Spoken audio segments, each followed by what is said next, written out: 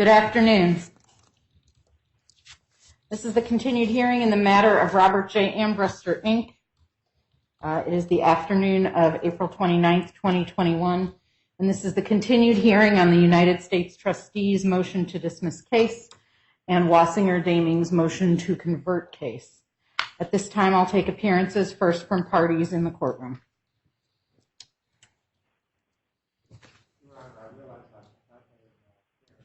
Sir, we're having one person come up to the podium at a time, please. Good afternoon, Your Honor. Jim Cole for Wassinger-Daming. Joe Schlotzauer on behalf of the U.S. Trustee.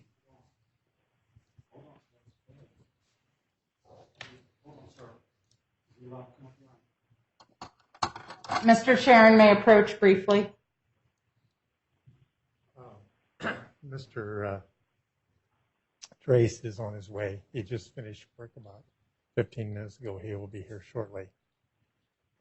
In addition to that, Ms. Donka Brown is here today, and she has certain items she wants to state to the court at some point relative to rebutting some of the testimony that came out yesterday. I'd be pleased if that could happen. All right, Mr. Sharon, who are you supposed to be here for today? The corporation. I'm sorry? The corporation. Well, Mr. Sharon, we have Objection, Your Honor. We will not have interrupting again as we did on Tuesday. You will speak when spoken to.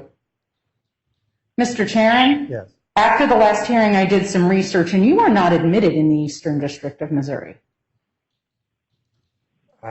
Well, that's unknown to me because I haven't been active for a long time. You are required to renew your admission periodically and to pay certain fees associated with it. Yes. I have confirmed with the district court that you are not presently admitted to the Eastern District of Missouri, and I see no pro hoc vice application pending. You've been coming to court in this matter, although query for whom, for over a month.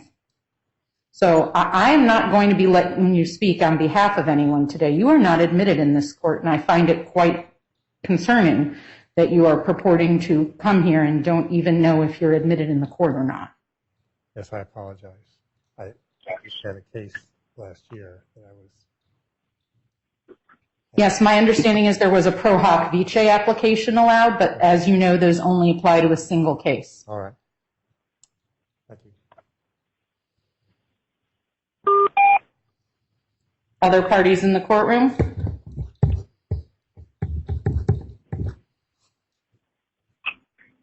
Hello, my name Calvin Whitaker, Director. Excuse me, I'm still taking appearances from parties in the courtroom. I'm sorry. Yes, ma'am.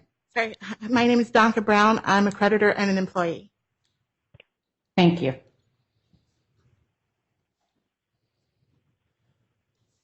All right, we'll take appearances on the phone.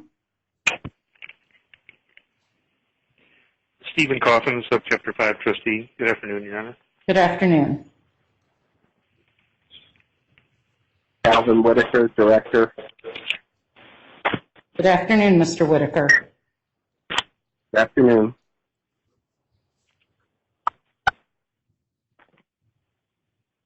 Jeffrey Mize.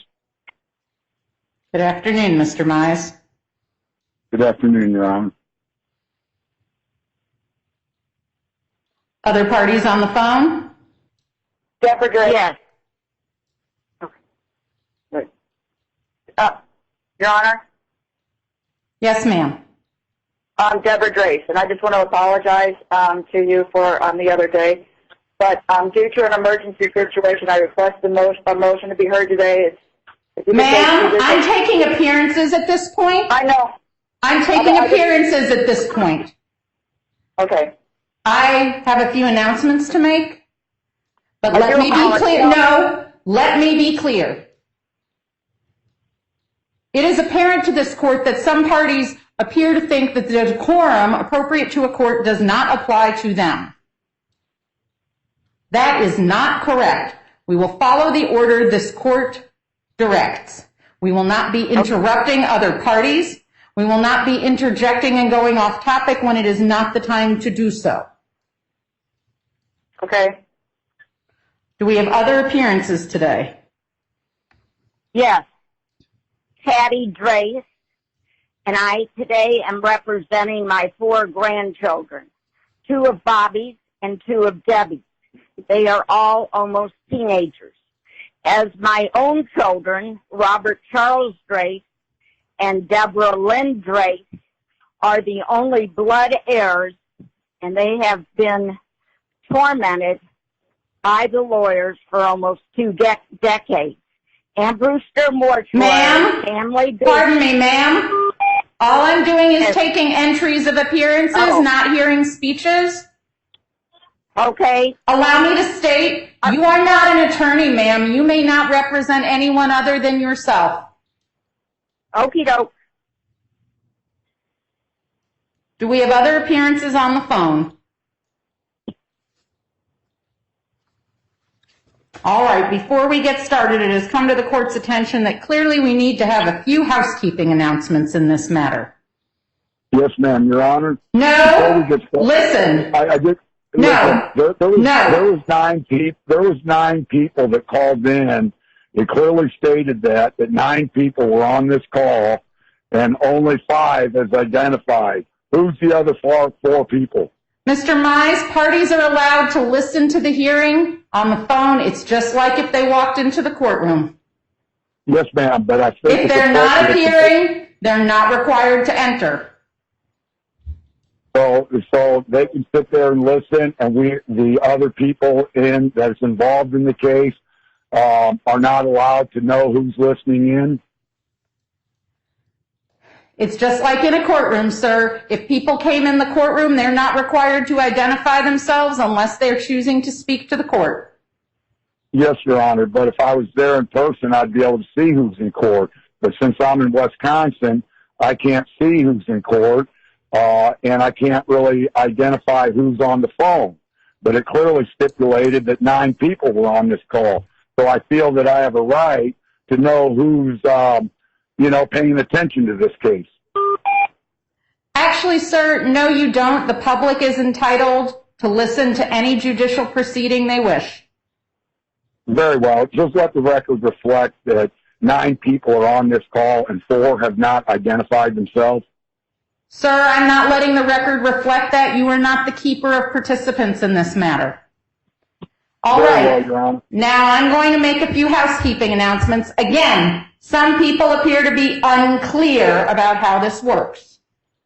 So first, as a reminder, this court requires all individuals to remain masked with their nose and mouth covered when they're in this courtroom, even while they're speaking into a microphone and even if they are sitting out in the pews. This court or courtroom security will ask parties to leave this courtroom if proper masking cannot be observed. If there is some issue that prevents you from wearing your mask properly, please leave the courtroom.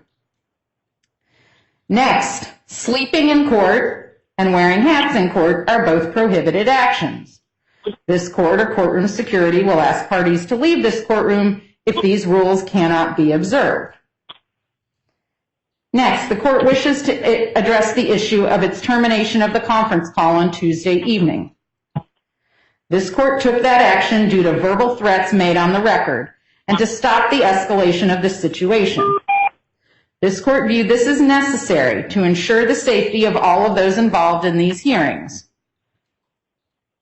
After that conference call was terminated, the court can report that no redirect of the witness occurred and the witness was excused. This matter was continued until 2 p.m. April 29th, 2021, which is today, and the court entered its order memorializing that continuance. This court takes very seriously the safety of the court staff, and all the parties that appear before the court. Therefore, the words, the threats, and the identity of the persons involved in the threats earlier this week have been reported to the proper agencies and authorities. This court notes for all those present that this is the second time in this case that this court has had to stop proceedings or have a party's participation terminated due to misconduct and threatening behavior in this case. The first time took place on March 9th, 2021, And the second instance was earlier this week on April 27th, 2021.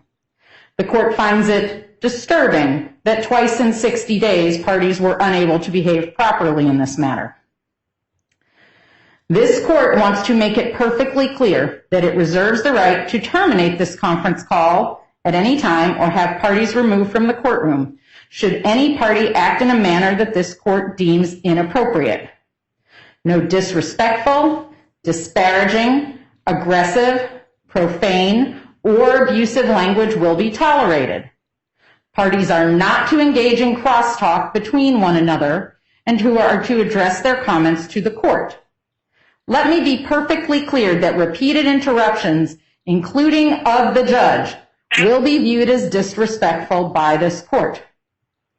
In addition, let me note that we now have in place a feature that allows the court to mute the conference call. That will enable parties listening to hear the proceedings, but not to speak. The court would hate to have to terminate the call again or mute parties, but the court will not allow the parties in this matter or the court staff to be subjected to inappropriate behavior.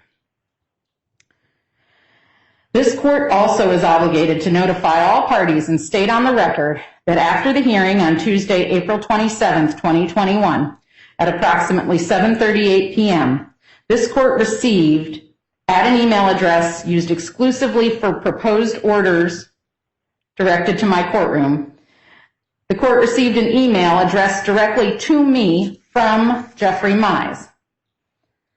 I have not read, did not read, and will not be reading that email. However, my staff recognized the contents of the email to be an improper attempt at substantive ex parte communication. Mr. Mize previously has been notified by email by a member of my staff that ex parte contacts are unacceptable, that Mr. Mize's actions, if they continued, would be noted on the record for all parties to be made aware of, and that any repeats of the actions may result in a termination of Mr. Mize's privilege to contact this court at any email address for any reason. Apparently, the court's initial warning to Mr. Mize some time ago was not understood or was ignored. So we are notifying all parties that this has occurred again. The court considers this a serious violation and will not tolerate it continuing. In addition, unless specifically requested, the only issue this court will be hearing today is whether the case should be dismissed or converted and whether the two motions that are set should be granted or denied. No other issues are properly pending before this court at this time. The court will not permit parties to attempt to disrupt these proceedings and take them off track. The court will call on parties today on the telephone and in the courtroom before they speak. To the extent we have argument today on the motions to dismiss or convert to conclude, each party will have a maximum of 20 minutes to be heard. This court will keep time. A verbal announcement will be given by a member of the court staff at the 5-minute and the 1-minute mark. For those physically in the courtroom, this member of the court staff also will hold up a sign at those times. The member of the court staff will then call stop at the expiration of time. A stop sign will also be held up. Parties continuing to speak after they have been notified to stop may be removed from these proceedings. In addition, if a party interrupts argument, that interruption will be deducted from the interrupting party's 20-minute speaking time. The court has repeatedly encouraged parties not to interrupt, but apparently that has again been ignored. So we are going to now impose a consequence for doing so. As we stated at our hearings on Tuesday, the Office of the U.S. Trustee was given their opportunity to present evidence first. We will then poll and ask who has, pursuant to this court's scheduling order entered on April 2nd, 2021, all exhibit and witness lists were due on April 22nd, 2021. The only witness timely designated was questioned and dismissed on April 27th. The only exhibits timely designated were designated by the Counsel for the Office of the United States Trustee and Counsel for Wassinger-Daming. However, this court notes that Wassinger-Daming's exhibits are exactly the same as Exhibits 2, 3, and 4 of the U.S. Trustee's Office. Mr. Cole, do you agree that that's accurate? Yes, Your Honor, I do agree. Are you going to have anything to present for your case in chief, or do you just have argument? Just argument, Your Honor. All right.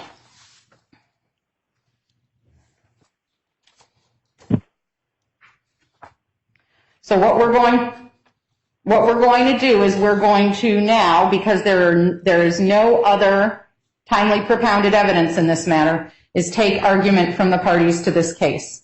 Mr. Schlotzauer opened. We will hear from Mr. Cole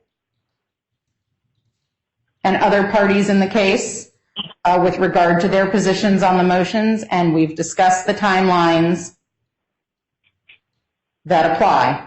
Are there any questions first in the courtroom? Mr. Schlotzauer? No questions, Your Honor. Any questions, Mr. Cole? No questions, Your Honor. All right. Mr. Drace, you've arrived at approximately 2:35. Do you have any questions with regard to the proceedings?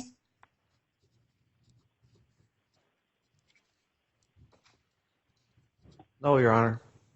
All right. Ms. Brown, any questions? All right. Ms. Brown said no, ma'am. Mr. Coffin, any questions?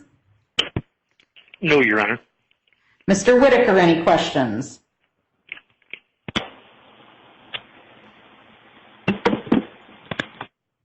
No, Your Honor. Mr. Mize, any questions? No, Your Honor. But I would like to make a brief comment about the email and the threat. I just want to make sure that you understand that there was no threat indicated to anybody. If it was construed that way, I apologize. I was just angry because I'm getting very tired of this whole ordeal. But I want to be clear that there was no intentional misconduct or anything, but I felt the purpose of that email was appropriate to let you know that I was apologetic for my inappropriate demeanor. But I want to be clear that there was no direct threat to anyone, especially the court, which I have great respect for. And I'm hoping that she will see through what's really going on in this matter that's causing all this frustration. And any reasonable person would be clearly frustrated to the point at times it becomes uncontrollable. With that said, I do, for the record, apologize for my actions yesterday. Mr. Mize, I call that a non-apology apology when you say, I'm sorry if that was taken as a threat. When you say, no, let me finish, please. When you say to a federal court that if anyone messes with your family, there will be consequences, that is taken as a threat. And I will note, this is not the first time in this matter, or even the second time in this matter, where you have used language like that in the courtroom, to the court, or in email correspondence that has been provided to the court as an exhibit. So I do not think this is occasional, or unusual, or incidental. I think you are used to behaving in that fashion, and I do not excuse the behavior. Well, it will not be tolerated. I appreciate that, and it won't happen again, but I know that there is other ways to handle things instead of, and my ways are dealing in the courts. That's what I've done for years. I have no interest in jeopardizing anything other than trying to get to the facts. That's the purpose of this case. And yes, it's very frustrating, and it's overwhelming because of the way that the case is being handled, because of the averments that are not being recognized after repeated requests to be heard. And I'm not being rightfully heard. So yes, Your Honor, it is frustrating, but there was no actual misconduct threat intended. That's all I want to say. Mr. Mize, as part of being in the law, I've undergone a lot of training about the behavior of people you deal with, and you just sat here and basically blamed other people for your bad behavior. Take responsibility for yourself, because no one else in these proceedings, besides you and your spouse, feels the need to interrupt every person who speaks, feels the need to use words like that against an individual. I don't think anyone is happy in these proceedings at the moment, but everyone else seems to be able to behave at least with a modicum of respect. Please do so as well. I appreciate that constructive criticism. I appreciate it deeply, and I will adhere to your warnings. And I have no other comment, and I'll respect what the court has issued here today. All right, Ms. Drace, any questions about procedures? I should be clear, and I hate to use the first names in the court setting, but we have two Ms. Draces. So I want to be clear who I'm speaking with. Deborah Drace, please. Yes, Your Honor, I just wanted to ask if I could bring up an emergency situation that I wanted the motion to be heard today that I filed yesterday. Would that be appropriate that I could bring up a motion if you take judicial notice provided to document 240 and document 185 that was filed on 3/5/21? Ms. Drace, the court did see what you filed, but let me tell you, we have not had time to issue an order on that yet because we've been preparing for these hearings today. But the action that you filed appears to request an injunction against a person who is not the debtor. And that would require the court to grant injunctive relief. However, the Federal Rules of Bankruptcy Procedure 7001 and 7065 clearly require that any request for injunctive relief has to be brought by an adversary proceeding, not a motion, particularly if it is against a person, an individual, or a company that is not the debtor who has filed in the case. The court is not permitted to grant the requested relief if it's requested in that fashion. Even if the person's a co-debtor? I'm sorry? One of the people were a co-debtor. Does that matter? No, ma'am, they're not a debtor in bankruptcy. The fact that there may be a joint obligation does not permit the court to issue an injunction outside of an adversary proceeding. The rule is very clear. Yeah, I understand. Thank you. Thank you. I appreciate your understanding. The issue is when the rule is extremely clear, the court has to follow it regardless of the circumstance, unfortunately.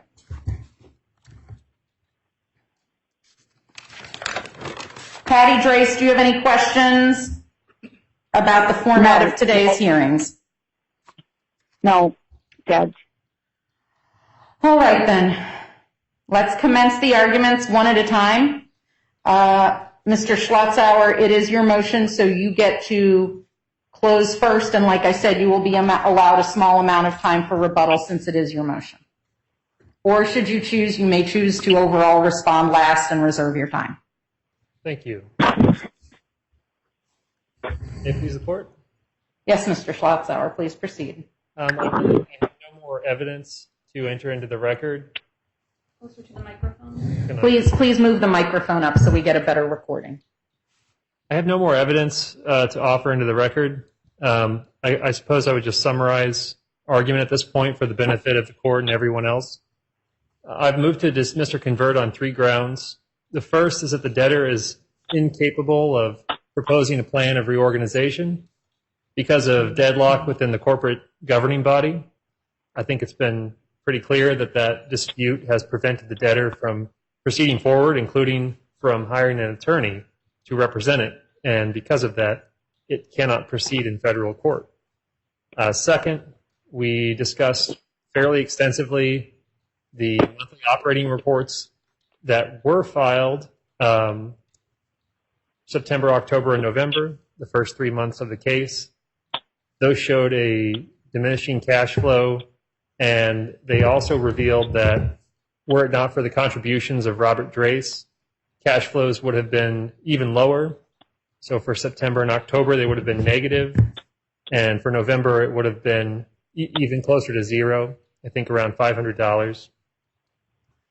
But more importantly, on that second issue, the debtor has not filed monthly operating reports from December 2020 to the present, and that gives everyone no insight into the financial activities of the debtor, including the other information that debtors report on in those reports. Finally, the third ground for dismissing or converting the case is the continuing loss or diminution of the estate and the lack of a reasonable likelihood of rehabilitation. Again, we discussed the MORs in court on Tuesday. Those showed that cash flows are negative or non-existent, and there appears to be no likelihood that the debtor will be able to return to viability. That's what rehabilitation means. There appears to be no reasonable likelihood of that happening.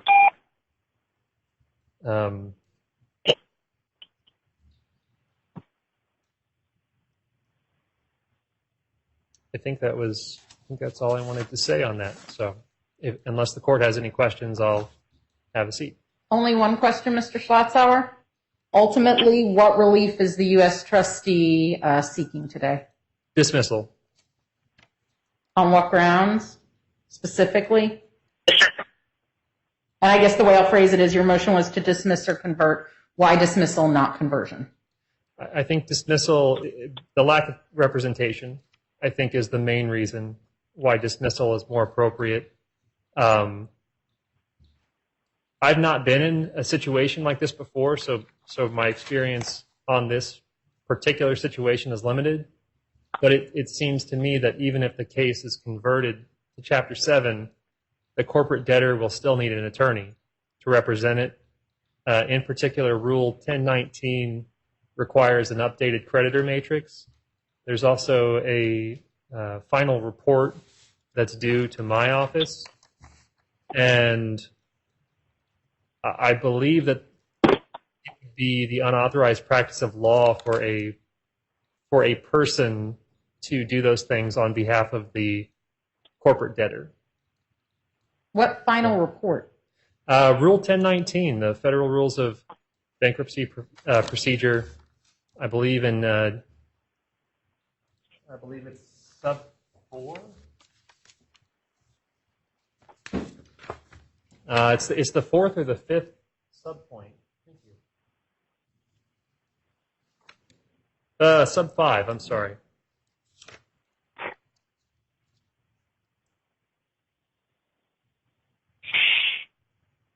I see. So It's a while since I've seen a conversion. to be honest, Your Honor, I have never seen one, and that's why I want to be completely candid about my perspective on this. I don't know how much value it has, but I think that I don't think that rule can be complied with without an attorney. All right. Thank you very much. Thank you.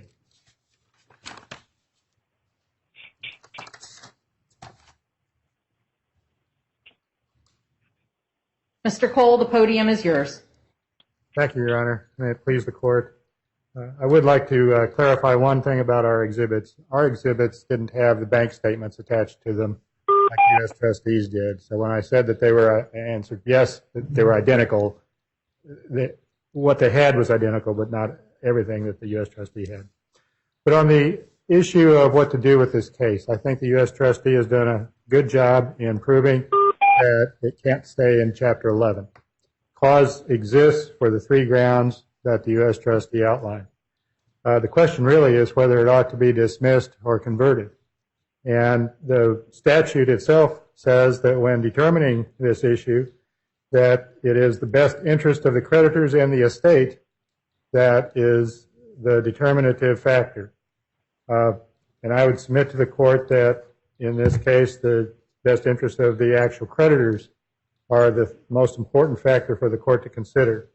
I would say that for this reason. The value of the property has not been presented by evidence in this particular proceeding, but Ms. Drace's, and that's Deborah Drace's objection contained argument that the value of the property, the real property, is at least $1.8 million, and she thinks it may be even greater.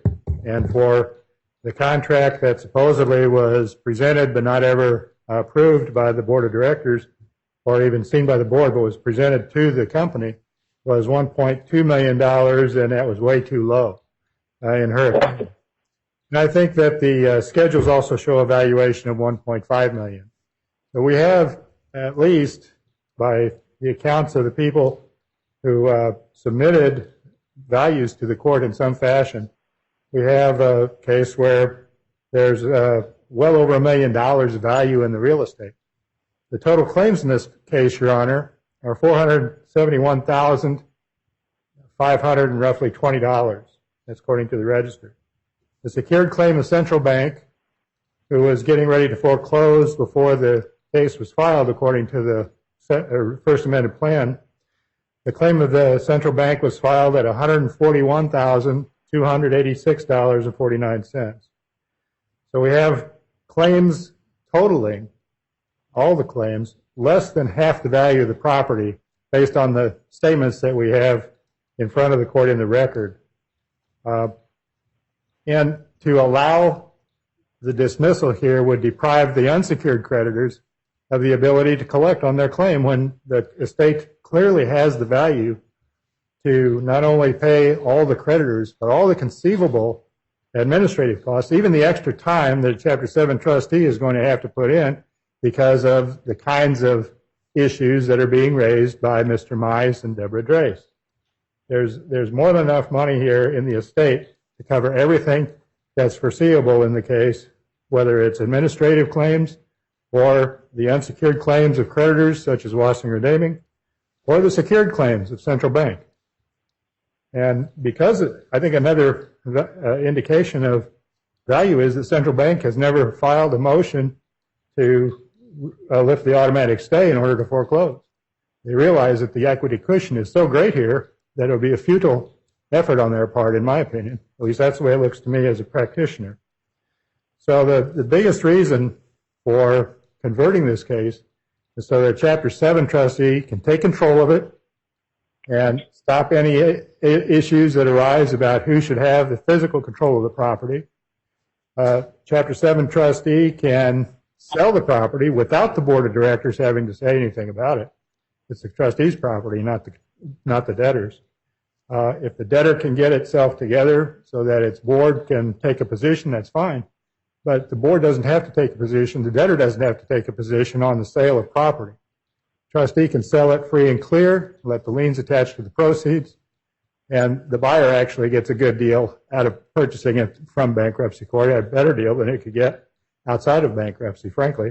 So we have the creditors would benefit the most, and I don't think that there would be any economic burden on the trustee that the value of the property wouldn't already cover. I think also, Your Honor, that the issue of whether or not the debtor needs to be represented under 1019 is not a very large issue. Now, part of this is from experience from involuntary cases as well as conversions from Chapter 11 to Chapter 7. There are times, or there used to be times, I don't know how many involuntary cases there are anymore, but there used to be times when there were involuntary cases. It wasn't uncommon. And it wasn't uncommon for the people in charge of those companies to not cooperate with the trustee or with the court. Personally, I had to handle one case where I filed an involuntary. It was granted. And Judge McDonald looked at me and said, okay, Mr. Cole, your client has money. These folks aren't cooperating. You're going to do the investigation on what's out there, and you're going to give the information to the trustee, and the trustee will file schedules with appropriate disclaimers. And that's what happened. I can't remember the case. It's been so long, to tell you the truth. I'm getting old. But it was a case where Les Davis, as a trustee, ended up distributing over $1 million to creditors. That's the same kind of thing that we face here. As far as Rule 1019 sub 5 goes, the debtor is supposed to issue a list or submit a list of the post-petition creditors that haven't been paid. Well, Mr. Grace has been in charge of the debtor since the filing. He's kept records, I'm sure, about what those are. He can supply those to the trustee, and the trustee can file the list. As far as the final report, I would say the same thing is true, that the information can be provided and that the trustee might be able to file the final report. He's going to have the duty of investigating and making sure that everything was on the up and up during the debtor in possession phase anyway, and challenging anything that was wrong with the administration of the estate before it was converted. So I think that's possible. The other thing is that under Rule 9001, the court can designate anyone who's been in the leadership of the corporation. To summarize, Rule 9001 sub 5 says that when any act is required by these rules to be performed by the debtor, the court can designate a person, any or all of its officers, members of the board of directors or trustees, to perform that function. So Mr. Grace can be appointed and directed to provide the information, do the investigative work, because there's not going to be a whole lot of, frankly, from the monthly operating reports we've seen, I don't think there's going to be a whole lot of investigation that's needed. He'll basically have to organize his records and present them to the trustee. Aside from those... We can't really Is hear on someone the, interrupting? well, I'm just trying to say we can't really hear on the phone the last sentence. It's got really, if you could stand away from the microphone maybe a little. I don't know what it is. We can't hear much on the phone. All right, I'll ask Mr. Cole to actually I find being closer to the microphone helps. I'm also going to ask, I know I can hear people in the background a little bit, so everyone listening should have their phone muted unless they are actually speaking. Please proceed, Mr. Cole. Thank you, Your Honor. I would also say that these two things are about the only thing that Mr. Drace would really be able to do, in my opinion. If the debtor needs to have something done later on in the case to try to protect its interests, then they've got to come up with a way to do it themselves.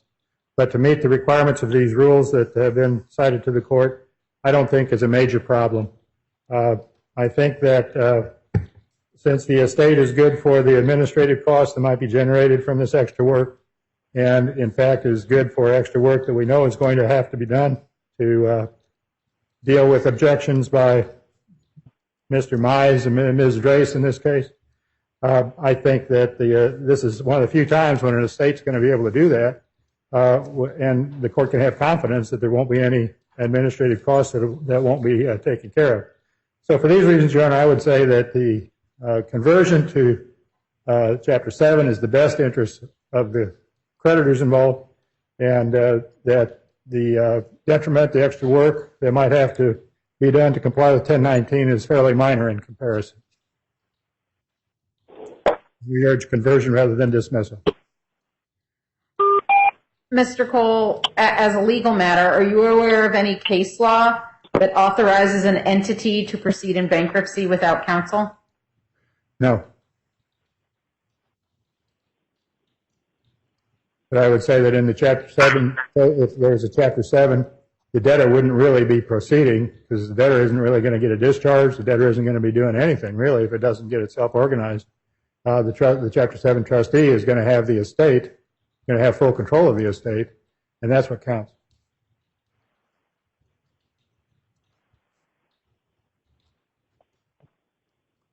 Anything else? No, I have nothing else, Your Honor. Thank you, Mr. Cole. Thank you.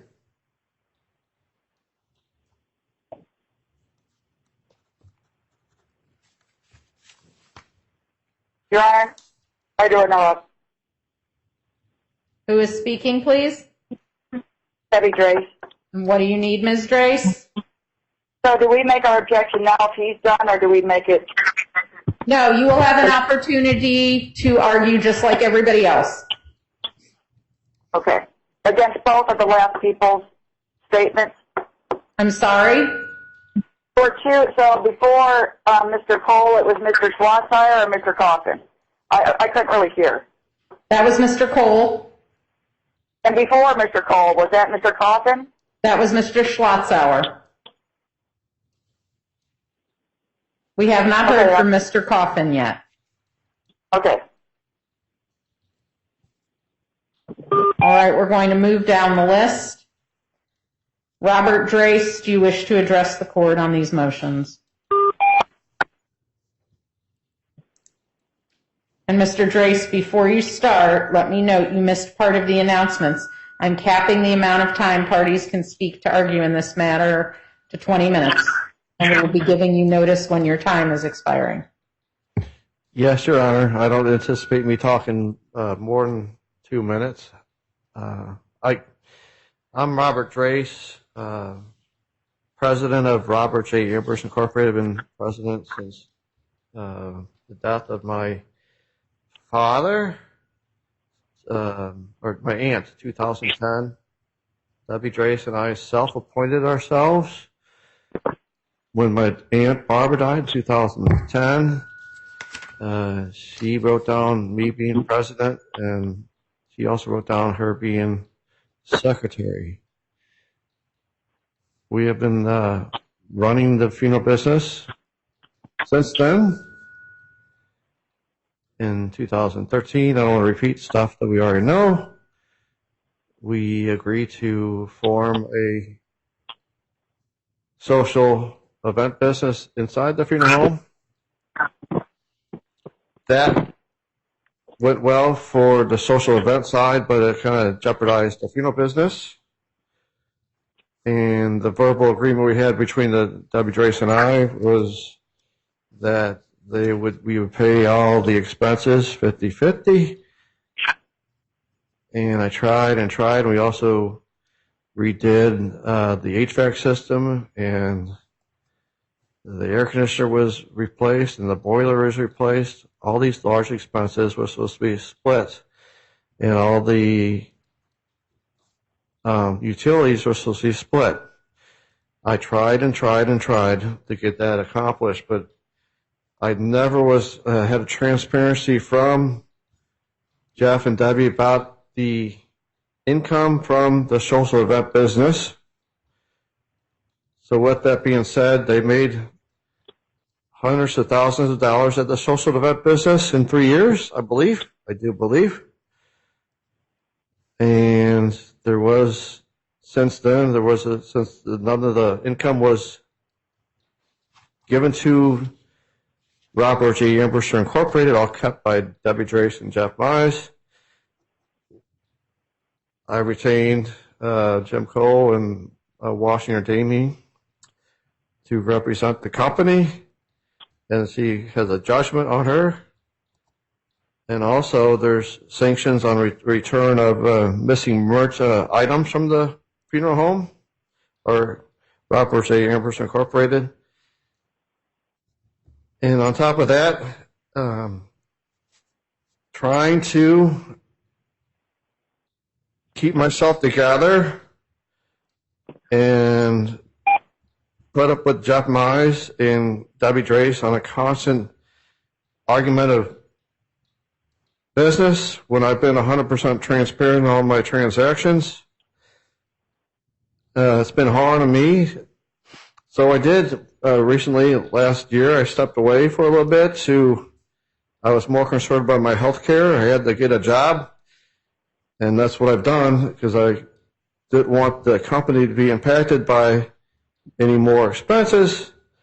So I took a part-time job or full-time job at a gas station just to pay for my health care because I do have multiple sclerosis, and that's the most important thing in my life. So just maintaining my health care. I couldn't agree any further with Mr. Cole and his comments earlier. It's very important that we do convert it to a Chapter 7, and it would be dealt with diligently through the trustee that's appointed. On top of that, we do have a name of counsel that I would like to retain, recommended by Angela Redding Jansen. It's on my email. I don't know the person's name right currently, but that's in the works, and there would be enough to pay retainer for a new counsel to represent the bankruptcy at that point. I just asked the court to hear me out, and I'm trying. I have to make an I objection. just want to ask somebody to try to put up with what's going on with my sister and Jeff. It's very difficult and hard. They don't agree with anybody. They have a long list of going through many attorneys throughout these proceedings prior to any of this happening. I would count down at least half dozen attorneys that they fired and rehired, and new attorneys. They can't be agreed to anything that's put in front of them. So that's the history. I think the Chapter 7 would be important. There would be a counsel, trustee appointed by the court. At the same time, the company could also have counsel appointed to move forward to Chapter 7.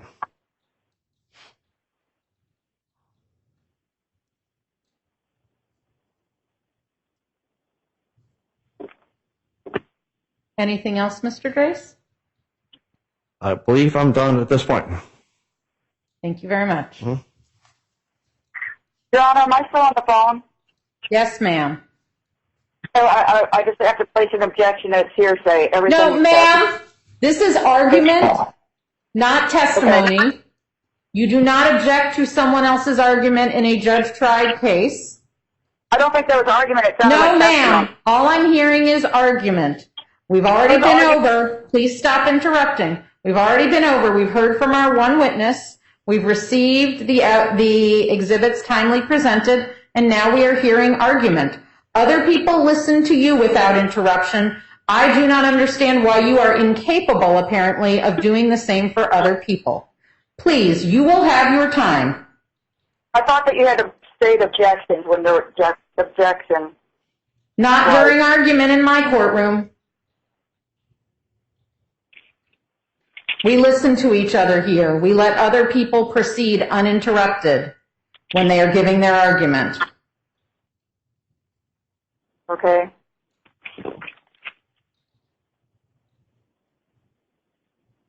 And again, I'm going to ask the parties on the phone, please mute your lines.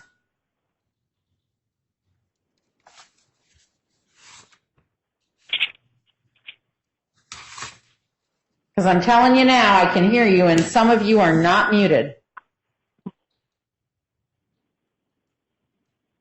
All right, Ms. Brown?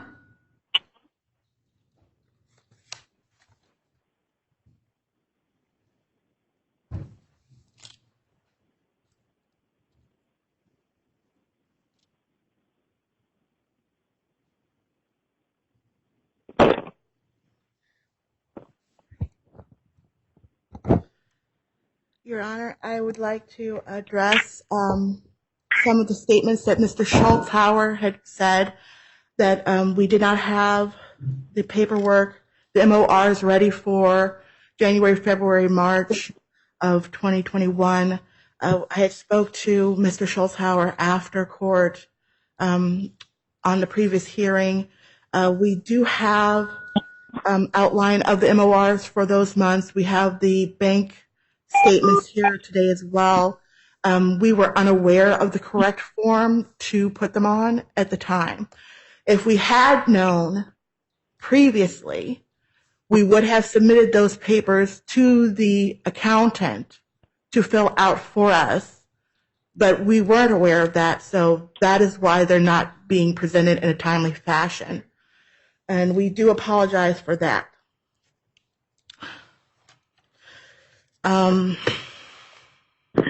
Excuse me, Your Honor. I don't mean to interrupt, but my apologies, Your Honor. Miss Donka Brown is up in here. No, absolutely not, Mr. Mize. Absolutely not. My apologies, Your Honor. Absolutely I'll save it for my argument. No. I'm sorry, Your Honor. I'll save it for my argument. I'm making my notes.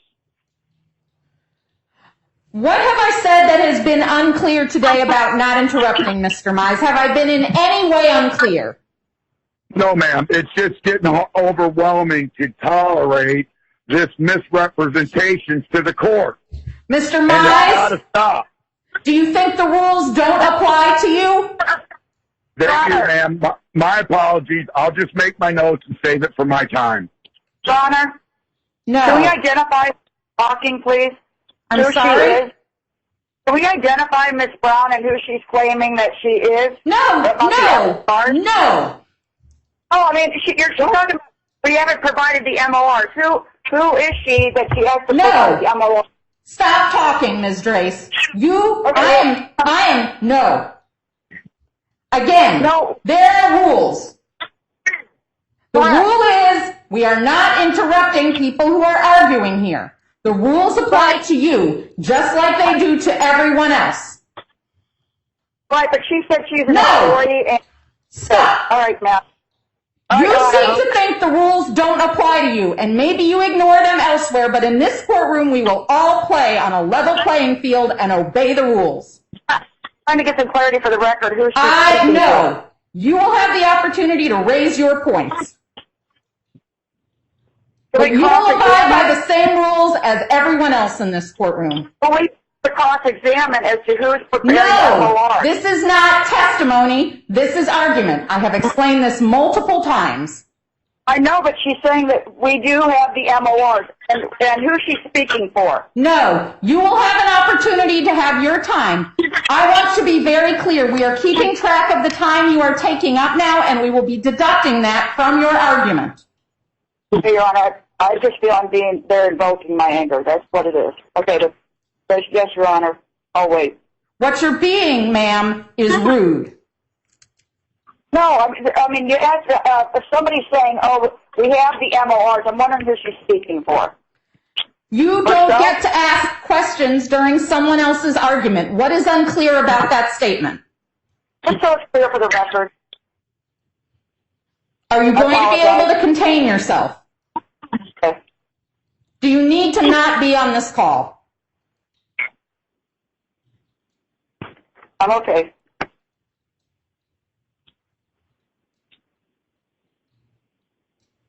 All right. If this happens again, I'm going to deem it as an intentional attempt to derail someone else. It is not okay. It's not all right. You have been asked multiple times in multiple hearings not to interrupt. We will be enforcing every rule today because that is the environment you have chosen to create. Now try to exert the manners that I know that you know. Ms. Brown, I am so sorry for that interruption. Please proceed. Yes, Your Honor. As a creditor, I want to voice some concerns that I have about the safety of the debtor's assets as long as Jeff Mize and Debbie Drace has access unaccompanied to the property. When she has gained access to the property, she has disabled the security system on 2 occasions in the past 2 days. She's had the police called on her 2 times. When she was here in March of this year, on the 8th, she stole my keys. Every key that I own, I had to pay $100 to get my car towed because she had the key to my car. I had to get a new key made because I could not drive my car. And every other key, my house keys, everything she had with her, we asked her for them back. She refused. She said she did not have them. A month has passed. She went to Wisconsin. I did without all of my things. And when she returned, on the camera, we saw her having my keys. So I had already filed a report on the 8th, and the police officer said that if I see her on the property with the keys, to call. I did so. It was 1:30 in the morning, the day of the hearing. And the police came, and they asked her about the keys. I identified my keys. They have a deed on them, this for Donka, along with a lot of other things, including a little money holder that my father had in Vietnam. And I didn't think that was ever going to be returned to me. And when I told all of this to the police officer, he went to her car, he asked her about them, she handed the keys over, he immediately identified them and brought them over to me. He then issued some kind of statement, which I have here.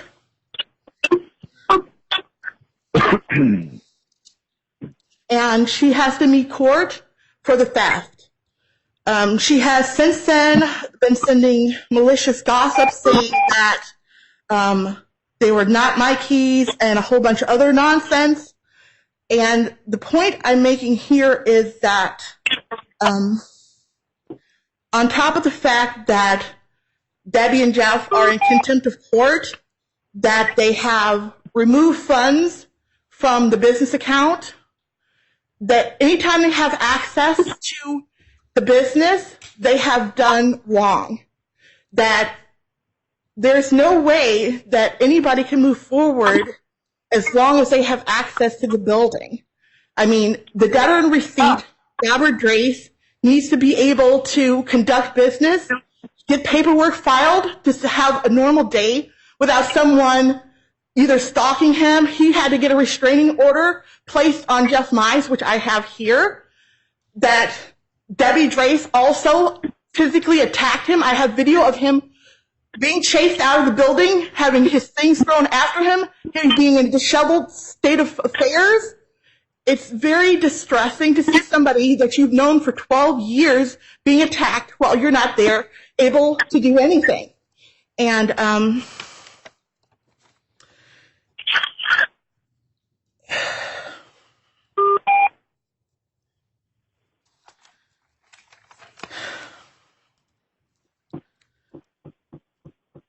it is it's very hard. It's been a very long road, and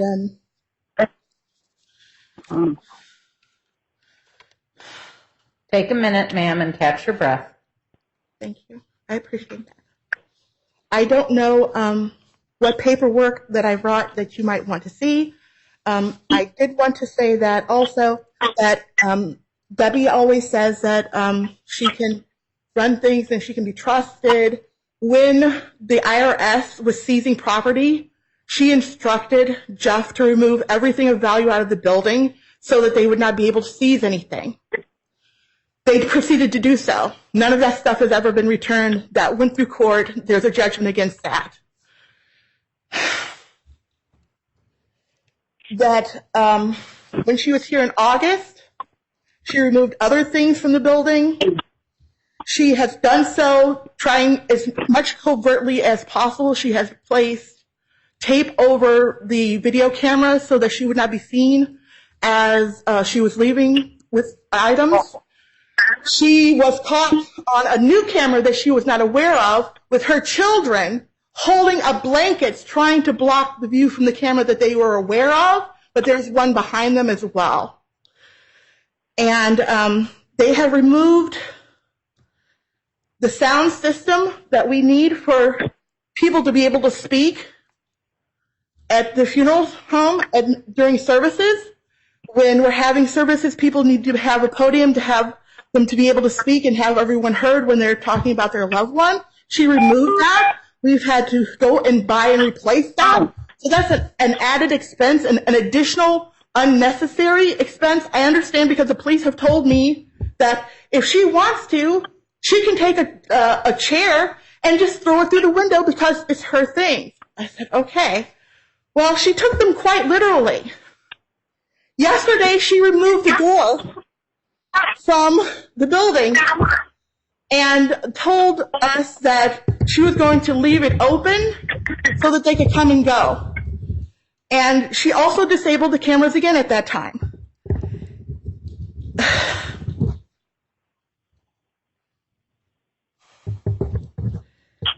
So when she contacted Calvin Whitaker, and Calvin said that that could not be that way, that they needed to board it up because there are bodies in the basement, and we have to protect the loved ones. She listened to him. I have a receipt for the additive expense that was incurred to the corporation because of Debbie's removing items that we then have to constantly replace so that we can proceed with funerals. In every way I can think possible, she has undermined the business. When Aunt Barbara died in 2010, everyone said she was bad news. Aunt Barbara would not allow her in the building, or Jeff. When I saw her, I tried to give her the benefit of the doubt. And she told me, when I told her I was happy that she was there to help Robert and the corporation because he could use an extra hand, she says, I'm not here to help him. I'm here to help myself. And I think she's proven that.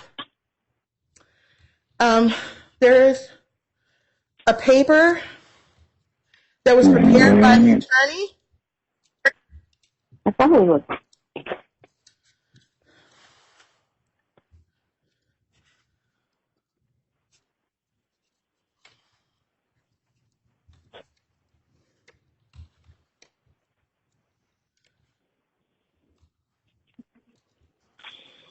And it states that there is a motion to remove board members from debtor. And I've read this paper, and I agree with it.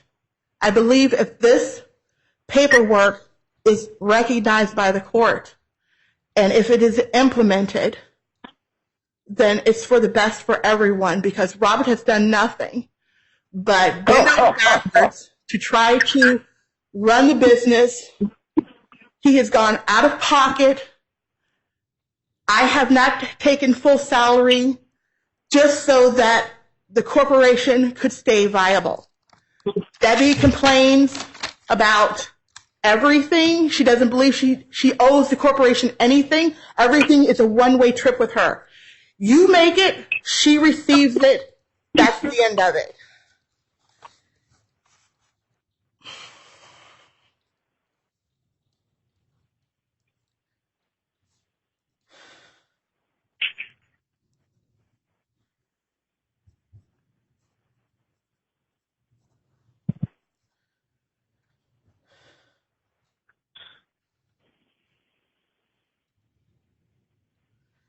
Nothing to do with When it. we were here in the hearing day before yesterday, Jeff argued for an hour about his inability to file basic service paperwork. He couldn't afford the postage. Then after all of that, he turned right around and said, well, if I have to spend another $750 to file another nuisance claim, then I'll do that. And then he says, I have people who are willing to shell out all the money we need for the corporation. Well, if you know these people, then where are they? How come they haven't come and sat down and spoken to Robert and getting some of this resolved? I don't understand. So what is this problem? Why would you want this, which was Chapter 11, trying to keep the building intact, to keep the business intact, to move forward, that you would be so small in your vision that what you're going to do is destroy everything? That's what you've done. You've destroyed it. If you get a Chapter 7, the building is gone. They're going to tear it down. It was built in 1931. It's beautiful. It is eligible for the National Registry. It's that fabulous. And people don't care about that kind of thing. They're just worried about the bottom line, dollar, and that's sad.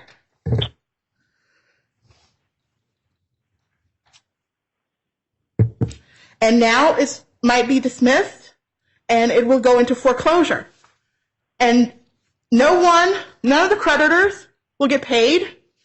Debbie, you're not going to get anything. Robert's not going to get anything. I'm not going to get anything. No one's going to get anything because you didn't pay the $136,000 that you owed the corporation that could have paid off the $125,000 debt to the bank. That's ridiculous. That's insane. Talking directly. Why are we listening to this? Really? All right, you know what I'm going to do because you all cannot contain yourselves and seem to refuse to mute after being asked nicely multiple times? We'll just mute the line until we're ready to hear from people on the phone, all right? Can we do that, ma'am? To place, all participants are now in listen-only mode.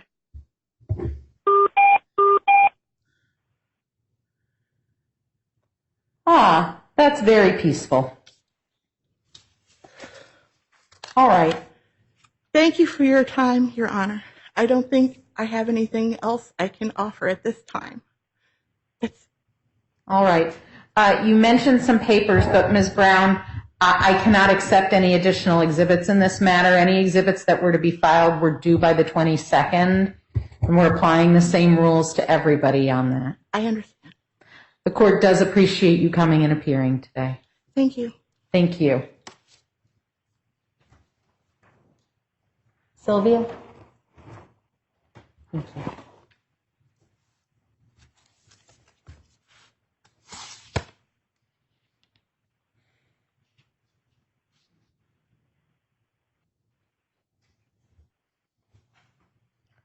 All right, so our moment of quiet has been all too brief. We're going to be turning to the people who are on the phone. Let me be clear, the fact that we have muted the line and that there is no static and no whistling and no humming and no commentary tells me that the people who are listening are not muting. Please take a moment right now and find the mute button on your phone. If you are not Steve Coffin, please mute your line. To place, all participants are now in listen-only mode. To place, all participants are now in interactive talk mode. Thank you. I'm advised that we now have the ability for participants on the phone to be heard. They will be called on one by one. I hate to have to keep reminding people of this, but clearly it is necessary. Please do not interrupt the speaker. Mr. Coffin, we appreciate your patience. What would you like to tell the court today? Can you hear me all right, Your Honor? Yes, thank you. Okay. Your Honor, I'll be brief. I agree for all the reasons cited in the trustee's motion and Mr. Schlotzhauer's arguments that this case should be dismissed. Yeah, I recognize that Mr. Cole argues that conversion would be in the best interest of the unsecured creditors. In fact, quite frankly, it would be in my own best interest because that's the only way any of my fees in this case would be paid. However, as Mr. Schlotzhauer recognized, since the debtor is not represented by counsel, dismissal, not conversion, is the appropriate remedy. The case law cited in my response clearly establishes that a corporation simply cannot appear in federal court unless it is represented by counsel. I agree that in a converted case, the pro se debtor would be unable to comply with the requirements of Rule 1019, namely file a schedule of post-petition debts and the final report and account for the U.S. trustee. I do not know if a Chapter 7 trustee can perform these duties instead, as Mr. Cole suggests, but without citing any authority. But even if the trustee could, how would he or she obtain the necessary information in view of the dispute over who's in charge of the company? Also, Deborah Drace, the purported president and director of the debtor, has repeatedly stated that the petitions and schedules already filed in this case were false and fraudulent, and has also repeatedly objected to several of the unsecured claims filed. Yeah, a pro se debtor in a converted case would be unable to amend the petition and schedules or object to any of the secured claims if it were appropriate. The debtor has had almost a month to obtain new counsel and has not done so. Its prospects for doing so are slim, especially given the internal management dispute over control of the debtor. Dismissal of the case would, as Deborah Dray suggested on Tuesday, let management regroup and refile after it determines, probably in state court after prolonged litigation, who's in charge, secures its anticipated financial assistance, and retains new counsel. If its hope for investor materializes, that was referenced on Tuesday, then the debtor may not even need to refile. Finally, as recognized by the court in the Carrico case that I cited in my response, lack of legal representation is, in and of itself, grounds for dismissal of a bankruptcy case involving a corporate debtor. So for all of these reasons, I believe the dismissal of this case is the appropriate remedy. Thank you, Your Honor.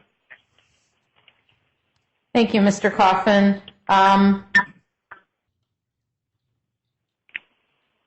I'm just considering for a moment.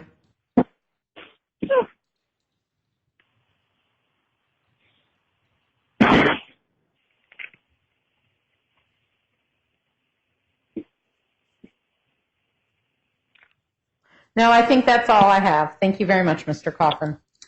You're welcome. Thank you.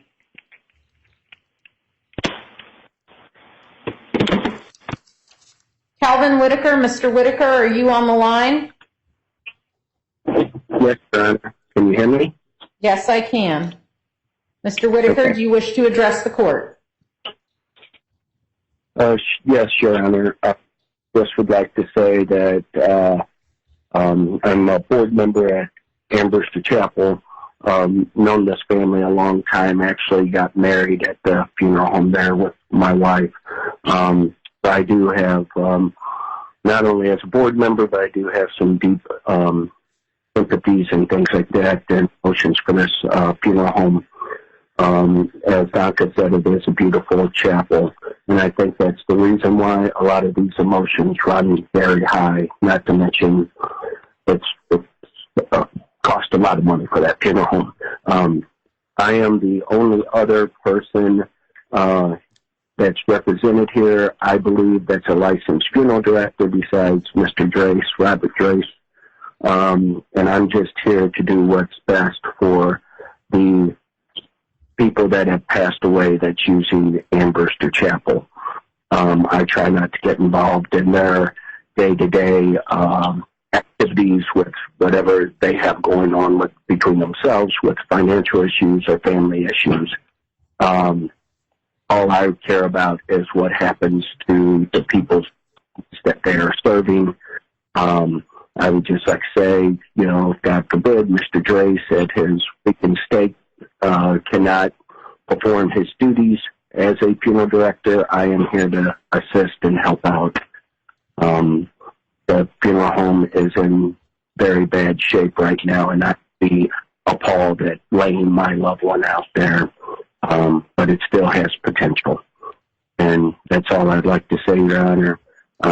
If there's anything I can do to help, I'd be happy to. Mr. Whitaker, I have a question for you because we've heard your name bandied about for some months in this matter. Yes, ma'am. You were appointed by the state court in this matter? Yes, ma'am. And approved by Robert and Deborah.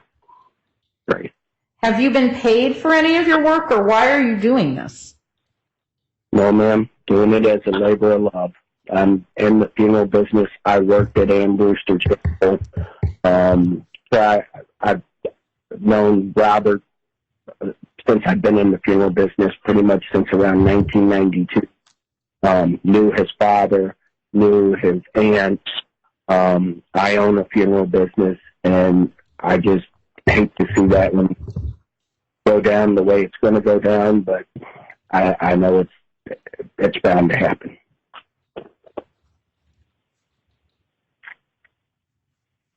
Did you say unhappy?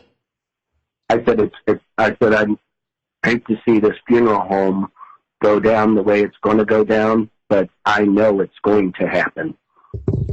I know in my heart, I can see it.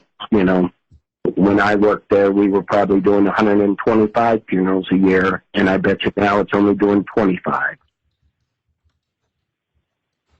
Why do you think that is? Mismanagement.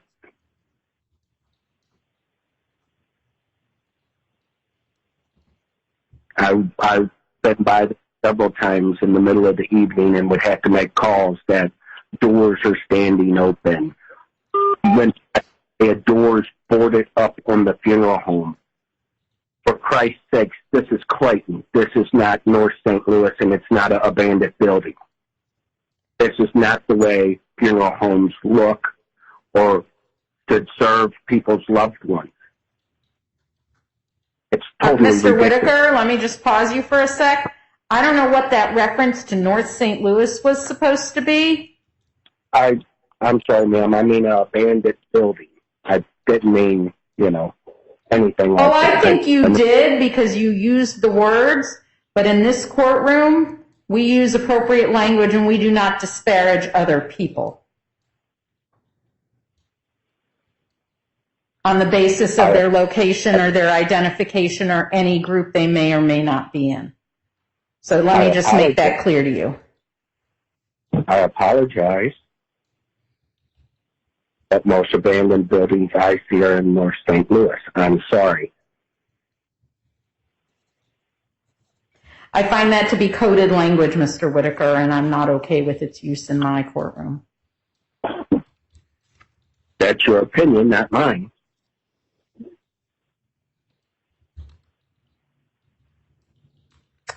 It makes people uncomfortable when their word selection is pointed out, but I'm going to do it because it's not right. Please go on. I'm not uncomfortable with it at all, Your Honor. But I have nothing further to say. I was just here to help. I don't need this.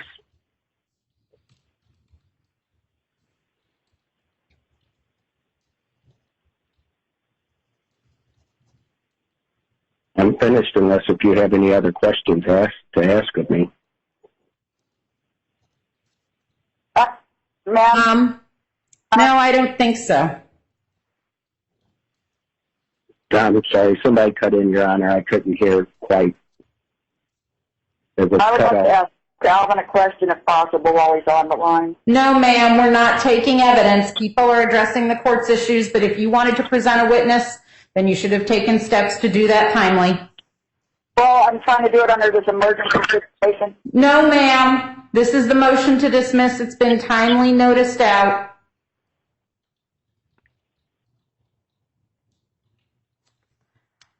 Okay, All Your right, Honor. thank you, Mr. Whitaker. Thank you, Your Honor.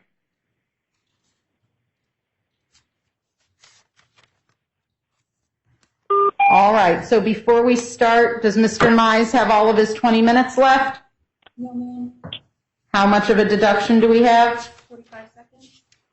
All right. Mr. Mize, you have 19 minutes and 15 seconds, and we apologize in advance, but we will let you know when you have 5 minutes left in your presentation. Your Honor, I'm going to ask the court for a little additional time due to the fact that there was 3 or 4 people that spoke before me, and I have some detailed notes here. I tried to retain myself. So in order to address every issue that's relevant in this matter, dealing with everybody's testimony here today, I think it is appropriate to extend a little bit more time. I'm not asking for a lot, but I would like to be able to cover all the issues. And we have had 4 people speak before me. How many minutes would you want? I need, I'll leave it to your discretion to cut me off when you feel it's appropriate. No, I want you to know how much time you have going in. I will give you no more than 24 minutes and 15 seconds. My staff will time you. When your time is up, your time is up. Also, I'm getting a terrible echo. If it pleases the court, I'd ask for 10 additional minutes. No, sir, we're not doing that. The same rules apply to everybody. Everybody had to respond to everybody. So 24:15, go. Okay. First, I'd like to go ahead and start off with the fact I'll deal with Mr. Schlotzhauer's deal first. You know, he talked about that there was no incapable, incapable of a plan. I disagree. Calvin Whitaker can testify as well, or mention, if he wishes, that there was a second amended plan submitted. The lawyers down there failed to submit it.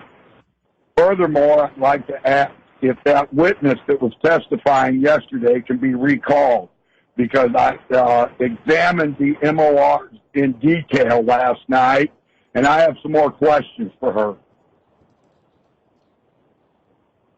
Was that a request? Yeah. No, we're not recalling the witness. You had advance notice of the exhibits that were going to be presented, as did everybody else. You inquired for over an hour. We will not be recalling the witness. Please proceed. Yes, ma'am. Yes, ma'am. But I feel that it's appropriate to re-examine these MORs because I was cut off and I didn't have an opportunity to speak. Sir, you were allowed over an hour to question, and you chose to become abusive when we did not tolerate the way you were behaving. You have had more than sufficient time. Please proceed with your argument because the clock is ticking. Right. Please don't take up my time. Okay? So basically, I want to be able to stipulate that the unlikelihood of rehabilitation is incorrect. There are many avenues for that building to create revenue. Okay? There's no reason to have this building sold in a Chapter 7. So that is what I'm talking about. The lack of representation of counsel, it's already been indicated that counsel can be retained if we can get Robert Drace out of the picture. Okay? That's where we're at. And they're correct about the updated creditor metrics. I read the law, I read the rule that he cited, and it would require a legal counsel. So really, the case has got to be dismissed because in reality, the court lacks subject matter jurisdiction. But now we're going to move to the Cole argument. Okay? We're on James Cole now. So basically, it's improper for the court to entertain the Cole motion until the standing as a lawful non-secured creditor is sustained by an order of the court.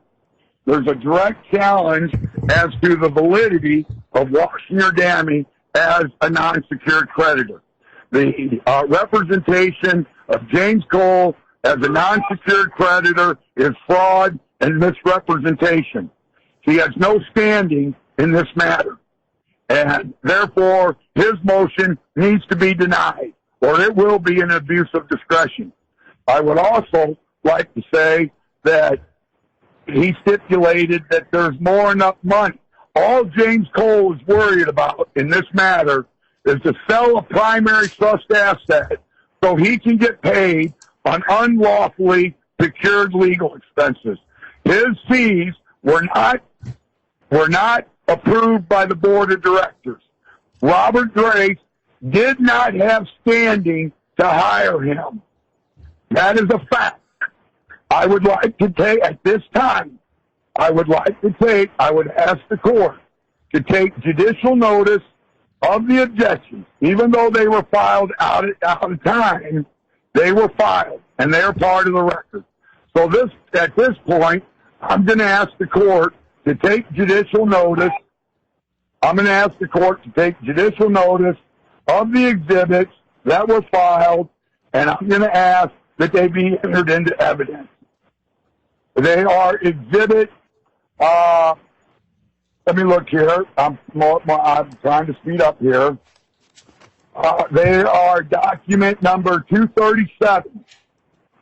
I would like the court to take judicial notice of those exhibits at this time, and I would like them entered into the record for evidence to prove the standing of washing your damning.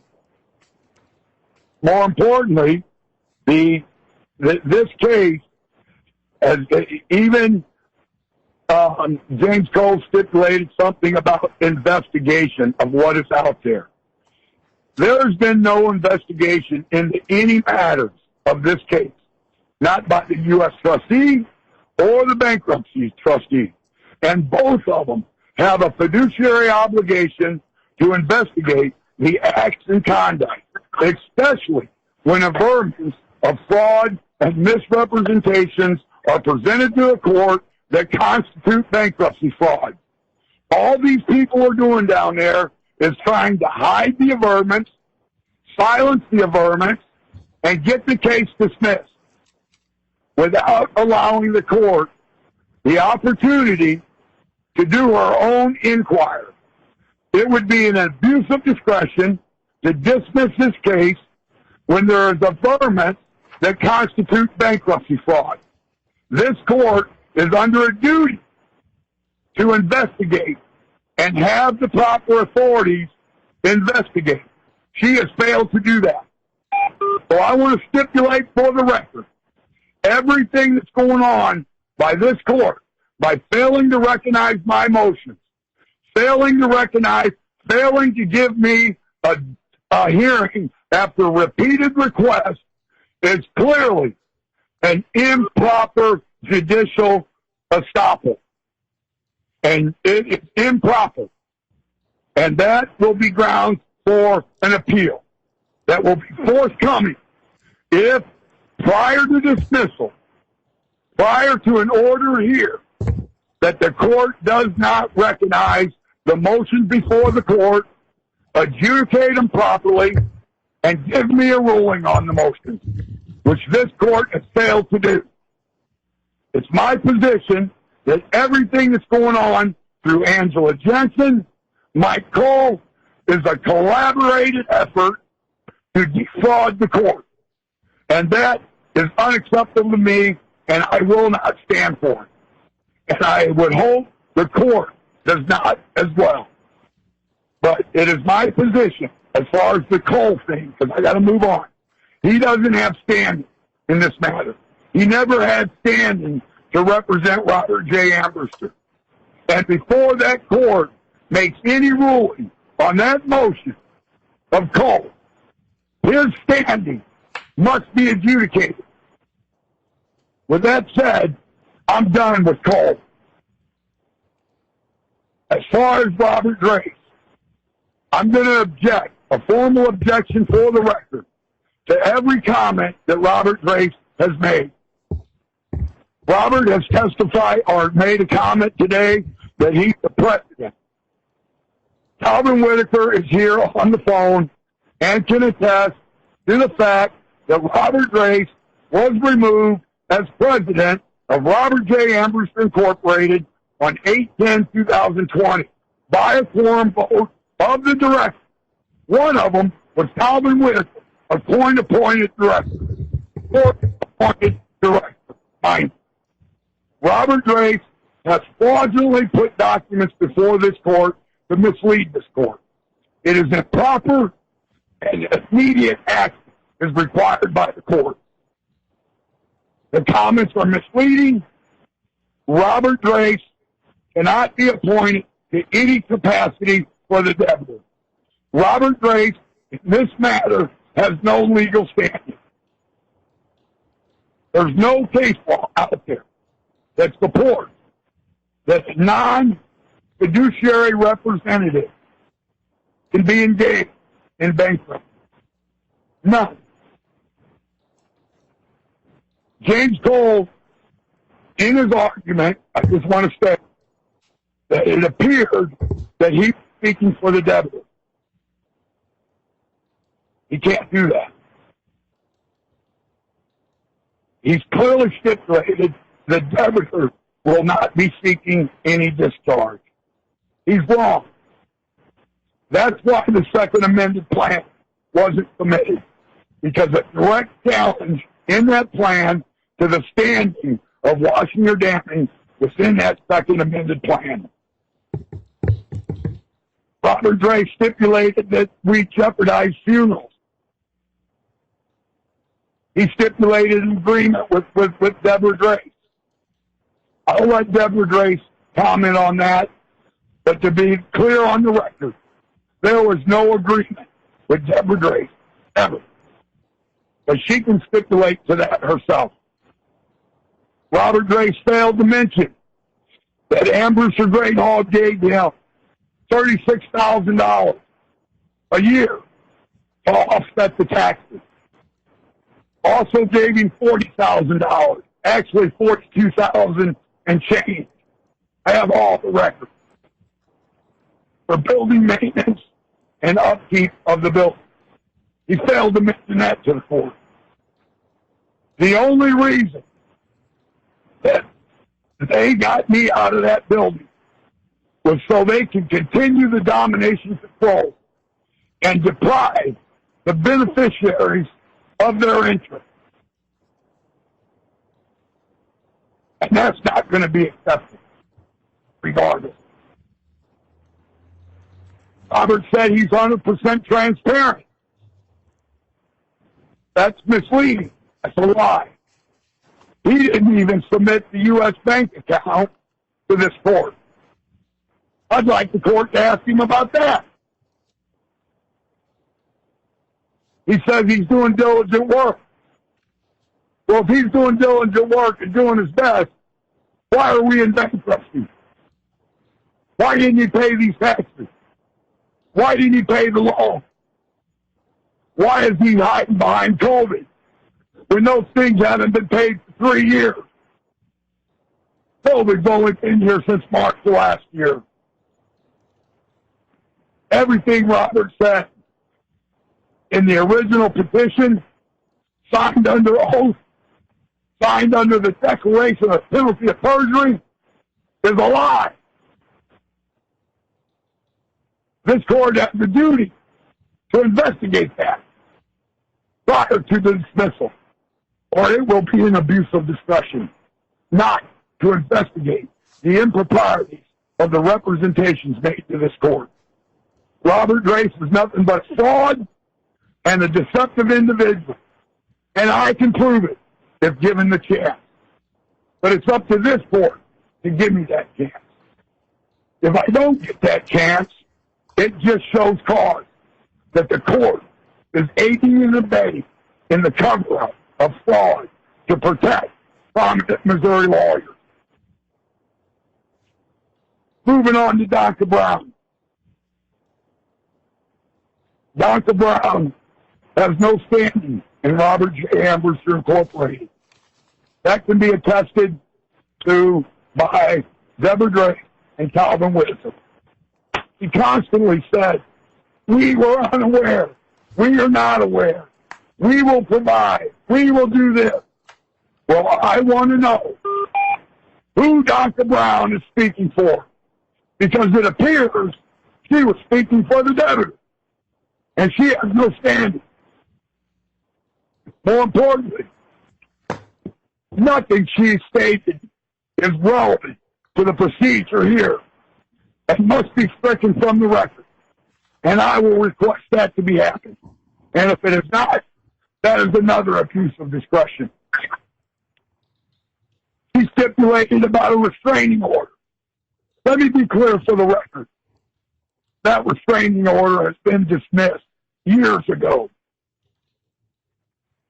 She stipulated about artwork being removed from the building.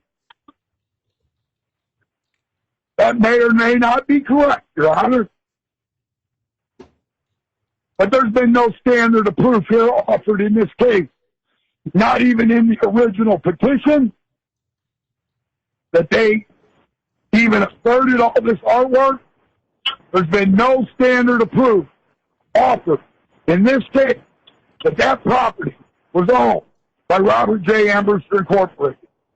In fact, I have in my possession clear appraisal and request from Jane Ambrose Beer herself, where she was requesting a reputable appraisal company from St. Louis to appraise her personal property. Now, when somebody identifies personal property, that's personal property. That's not property of a corporation.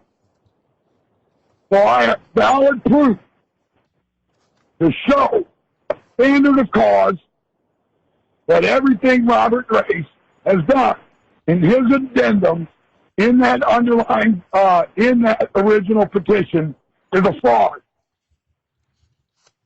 And I want the opportunity to give it to the court. Dr. Brown kept saying, we had to do this, we had to do that. We cannot proceed. Basically, it's speaking for the deputy. And Dr. Brown has no standing in this matter. More important, he stipulated to the court that she's accredited. Let the record reflect that she has not submitted a proof of claim. So I'd like to know how she's accredited. Can somebody answer me that?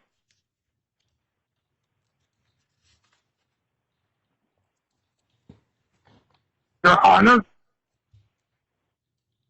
Was that a question or rhetoric? I got a question. Well, sir, we're not giving you legal advice, so please proceed. Okay, can I direct the question at Dr. Brown? Nope. Okay, I would like to ask the court, has there been a proof of claim filed in this case by Dr. Brown? Sir, I'm not a witness here. You make your argument the way you like to make your argument. Very well. It is clear by the record that Dr. Brown is not accredited. She has not filed a proof of claim in this case. She's not accredited.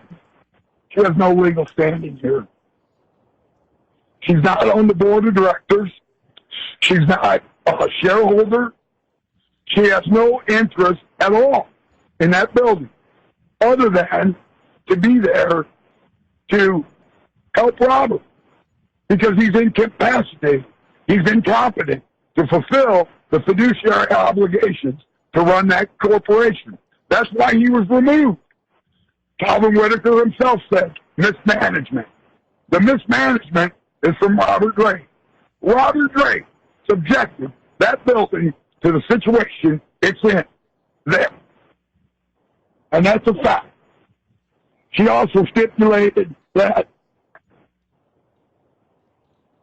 I haven't made no attempt to sit down with Robert Grace with my people to work out something to sustain the building.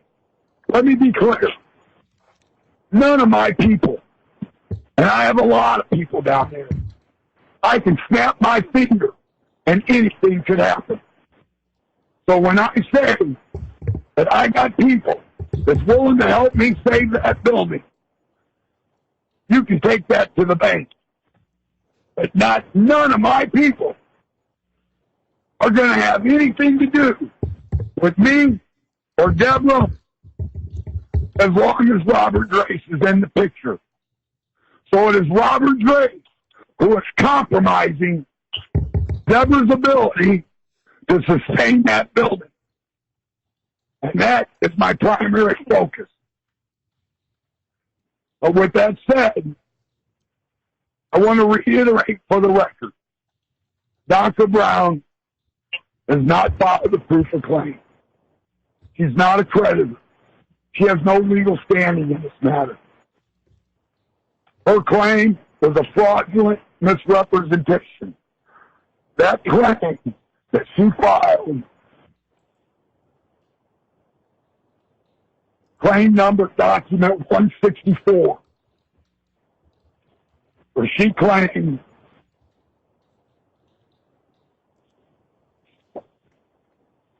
sorry, excuse me. 5 minutes remain. Very well. Claim number 3.8 under Schedule EF in the amount of $25,000. It's a fraud. More importantly, Robert Grace is barred. Any employment by Dr. Brown has not been approved by the board of directors. Deborah And Calvin can attest to that. That's the purpose of Calvin being here, in case the court wanted to ask him real questions. With that said, I'm done. I'm done with Dr. Brown. She has no standing in this matter and must be discharged. Otherwise, it'll be an abuse of discretion. As far as Mr. Coffin, the only thing I got to say about Mr. Coffin is many things have been submitted to him out of court to give him proper knowledge of what's really going on over there at that building. Let me be clear. Mr. Coffin has placed liability issues upon himself for failing to fulfill his fiduciary obligations to investigate the corporation when reasonable information has been provided to him that indicates a fraud on the court. Mr. Coffin had a fiduciary obligation to investigate the acts and conduct of the corporation. Failed to do that. So therefore, there's repercussions for that. That will be executed. Excuse me? That will be executed, and meaning that there will be a lawsuit filed against him. So the bottom line is, this case has blown up to full-on judicial warfare. And I'm the captain of the ship.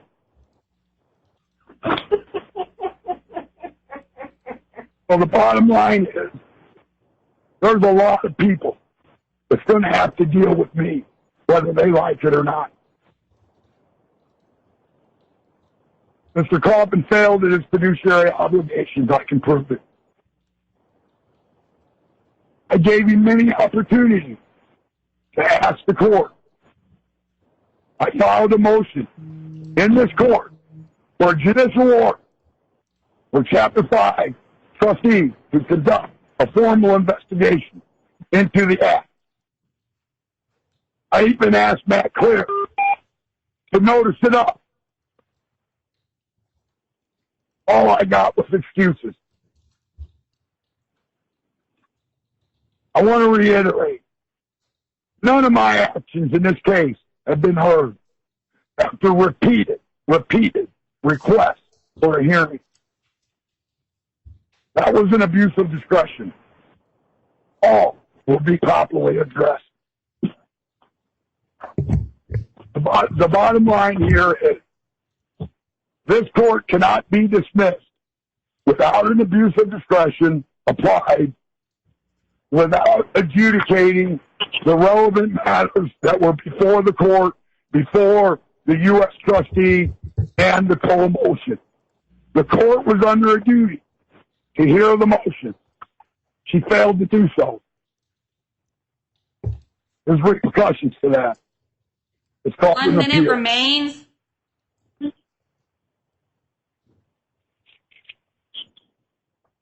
All I'm asking the court, before the court dismisses this case or converts it, whatever she's inclined to do, I'm going to make one final effort on the record. I'm going to ask the court to hear all relevant motions that pertain to the underlying action that clearly indicate a fraud on the court. It's up to the court to decide. You're the powerful person out of all of us inside that courtroom. But it would be a clear, if you want the case law, I'll give it to you. It would be a clear abuse of discretion on the court. The only other thing I want to hear, Mr. Mize, is what's the site of this alleged case or cases? Just read me the case names and the sites. What's that? Well, what is the name of the case or cases you say support your position and the citations? I don't need to address that here, Your Honor. That's for the appeals court. No, sir, you're being Okay. given an opportunity, if law supports your position, to tell me the sites. If you have no sites, Okay. then your representation that there's case law means nothing. That's fine. That's understandable. You have that power. But mark my word, I don't lie to the court. I never have. I never will. But take that to the bank. I don't lie. But I can guarantee you, from what I've got, everything that I'm saying, by the court failing to hear my motion, not giving me a hearing, and not recognizing relevant matters that indicate bankruptcy fraud is an abuse of discretion and will be challenged. Okay, but you're declining to provide the court with the name or names of any cases in your citations. Your Honor, let's be clear. You're the judge. You're smarter than me. All I do is research, okay? Constant research. And when I say I've got relevant case law that can prove my abuse of discretion, you can take that to the bank. Now, if you want to say that I'm not willing, hey, I'm willing. But I cited countless case law. I probably got, when I do my appeal, there's probably going to be in the table of contents of case law, table of contents of exhibits, I'm probably going to have about 150. So do you have time for me to go through? Do you have time here today for me to go ahead and cite all them case law? No, happy sir, to do that. but if you had a case or cases to cite for your position today, I'm willing to take the name and the citation, but you're declining to provide it. That's fine. No. No, Okay. no, you're done. Okay, no, but take a look at this motion. I want you to look at document. Why don't you take a look at the document where I filed in my argument where I cited issues about abuse of discretion in the Cole. Okay? Sir, I'm looking at your untimely objection, and there's not a single case cited in it. Not one. What are you talking about? We're hearing the motion to dismiss today, and I'm looking at your objection. Your response in opposition right now, and there is not a single case cited in there. Not one. I'm talking about my motion for entry of formal objection to the motion for order converting case to Chapter 7 by Washington Damming LLC. Motion for extension of time to file memorandum of law with attached exhibits. Motion for oral argument on testimony. Motion for judicial appeal of order on objection. Motion for expedited hearing. Now, let me ask this. No, we're not having a discussion. I found the document you've mentioned, and it's noted. I was looking at the later filed document from the 22nd. We're good, and you're out of time. Yeah, I know we're good.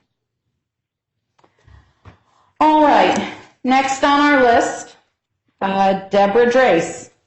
17 minutes. Ms. Drace, you have 17 minutes left. Okay. Well, part of my 17 minutes, I would join every single thing that Mr. Mai said. So I don't have to repeat it, but every single thing that he said, I agree with, and I would say also on the record. So if I can just join that whole speech that he just gave.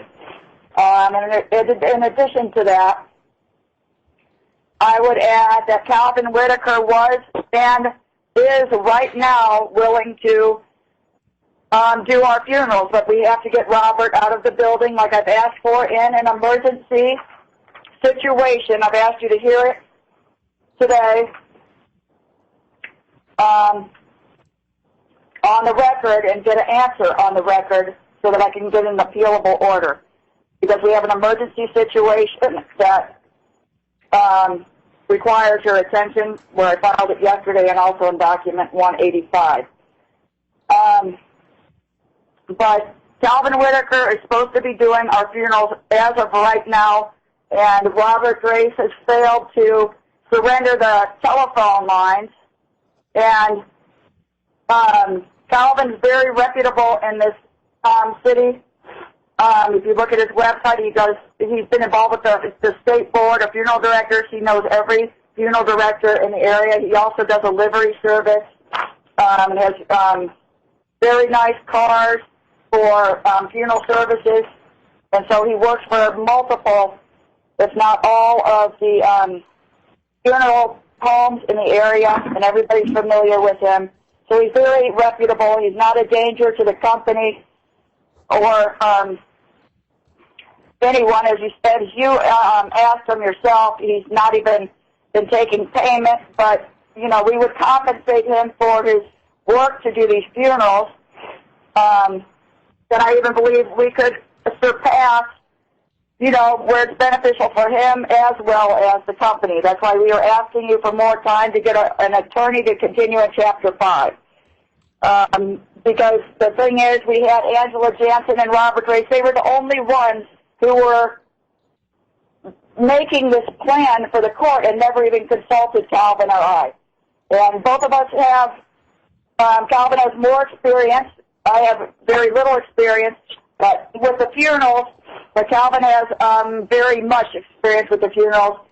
And I know that together, the three of us, the board of directors, could come up with a plan, because it's the board of directors that vote on a plan. And Calvin was willing to do the funerals, and basically Robert's plan was okay, except for Robert was asking for too much money, and there was a lot of misrepresentations in the original petition that could have deducted a lot off of the creditors' claims, to where only about half of the $500,000 is actually owed in real life.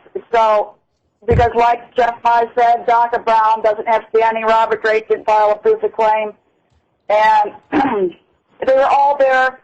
They were all just, those claims were put there in an attempt to be greedy and rub me out, basically, is how I feel. With their plan, they wanted to pay him $5,000 a month, but as DACA has attested to, even yesterday with the police, you can confirm it on their body cameras, that she does almost every single thing for Robert in that building, including making arrangements. And that she's not licensed, but Calvin is. And so Calvin is willing to do this, and he for very little expense and much less expense than $5,000 a month. I've talked to him in great depth about this. He'll do it on a per funeral basis, but this has already been voted by the board for him to do this. But we really do need a court order, so when the police or someone has to come there, that we can enforce the order that Calvin is to do this funeral, especially coming up on the 7th or 8th of May.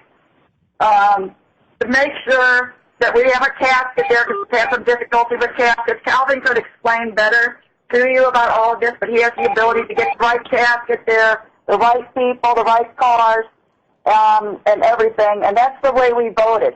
And I believe with Calvin, there's no reason to believe he's a danger to the company. He actually could enhance it, like back when Jeff and I had a wedding business. You have to sometimes rely on some other experts in the field. So we hired Andre's Banquet. And, you know, they made us over $200,000. So I can't, sometimes you just have to rely on another expert and take a step back. Robert's still a funeral director, but Calvin Whitaker, you know, during this time, maybe could bring this business up high, you know, higher than, like he said, when he worked there were 125 funerals. So it could be beneficial for his company as well as us also, if he would just give us a chance. That's why I'd ask for an extension. But if we could just get a court order to my emergency situation to where Calvin, to where we could go through it, filing a second amended plan and get an attorney.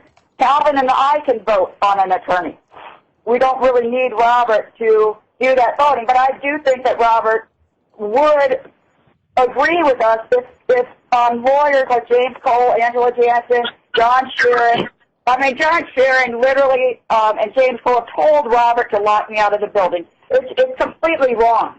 And I don't know why these lawyers are telling him to do that. And I think he's just been a lot brainwashed by lawyers. And doesn't do a lot of research on the rule of law themselves. And I don't know a lot about the rule of law. I'm not educated in it at all. I just do research all the time, like Jeffrey Mize. He does more. But I do a lot of research myself. And I believe that I want to object to everything Dr. Brown said, except I did like her ending statement that it's one thing I definitely would agree with. I got really emotional with her statement about that it would qualify.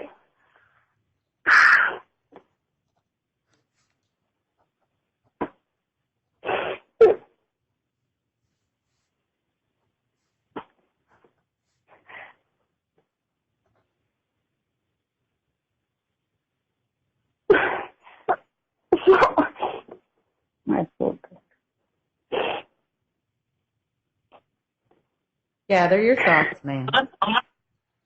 What doctor? Take a moment and gather your thoughts. The doctor said that it would qualify for the registry. Yes, that is true. And like she said, if you completed your Chapter 7, it is the end. So I think, let me thank her for that statement. Ma'am, we can hardly understand you, so please take a minute. We want to make sure we get down what you're saying. Okay, I thank that statement, but I do have a lot of disagreements with Donna, and I do object to a lot that she said. But, I do think she does care about the building. It's just overwhelming, though, that things are just, I don't know. I think it's a lot to do with the lawyers. They have been in collusion and caused my brother and I to argue and fight. I don't think it used to be like that. I think we could get back, even if we don't have the funerals, is go back and have these events. But we just have to be given a chance. There's investors in the whole catering industry that are willing to invest. That's who Jeff's investors would be if we could ever get some agreement to do that. But I have my own personal, I've been looking into investors, and but not to do with the catering part of it. But, I do know that Calvin could sustain the building. I'm going to have confidence that I'm willing to get bonded. I don't want to be locked out of my building. I'm willing to get bonded that I'm not going to take anything. I mean, I'm willing to surrender the keys and everything to Calvin and his wife. That's how confident I would be. It's just not an excuse. We have to, before, like Jeffrey said, you dismiss this, we have to have an accounting. To dismiss this and let Robert go, and we don't even have access to this U.S. bank account to be able to go hire another attorney to refile for a Chapter 5 if we can all get together. I mean, I wish Doc and everybody would just sit down at a table and be, civil about this. I know that DACA does help Robert, but it shouldn't be my responsibility to pay that debt because Robert already had agreed to pay all of this debt. I know if they all had a duty of disclosure to me. If someone could have just called me and said, "Oh, can you pay the mortgage? We can't pay it this month." It was $2,000. We are here today because of about $2,500 that Robert, that Wansinger Damming was demanding my brother to bulk. He had to bulk give them checks. And so they took the money that was supposed to pay this mortgage. Yep. And this is not fair. They never have had standing. And I deserved a duty of disclosure from Angela and my brother to say what the financial condition of his building was. As far as, for the trust, he's breached the trust. He's breached his duty. You have to have a duty of disclosure, and I never was given the opportunity to even make that payment. I could have made the payment to save that building. And there's plenty of money coming in there even right now. We have a $10,000 funeral there. If the plan amount was $4,000, I don't see how we will not be able to make $4,000. We have a good renter in there that's renting the basement. I mean, we've had leases in the past of over $150,000 a year. And James Cole just doesn't want to be exposed because I'm the president. He doesn't want to be exposed, and they just want to collect their money and run, like every other lawyer has done. David Luce, my brothers referred to David Luce being his representative. David Luce won't represent him now because there's too much malfeasance. I mean, maybe David Luce will represent him in state court, but he is not willing to represent him in this adversary pleading of Mr. Mize. John Sharon has a total conflict of interest. I don't know if anybody here knows his law firm or has been to this law firm, but, he needs to be reported to the bar plan. It's absolutely atrocious. 5 minutes remain. Okay, so I really would like a directed order today so that I can make sure that I can have entry to my building, that I'm not being locked out. I have no plan to disturb the funeral on the 7th. I would like some order that Calvin Whitaker can oversee that funeral, at least oversee it to make sure there's a casket there and the right drivers, and everything else that people need. Just make sure, Doc, whoever's going to do the flowers or whoever is just doing it, and make sure it's done right, because I might not be here. And I'm very concerned about that funeral. It's very expensive. I mean, the family's paying a lot for that.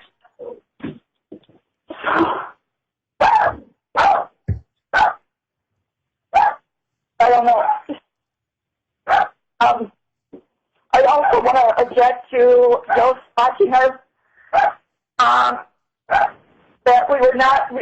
I do believe we can rehabilitate.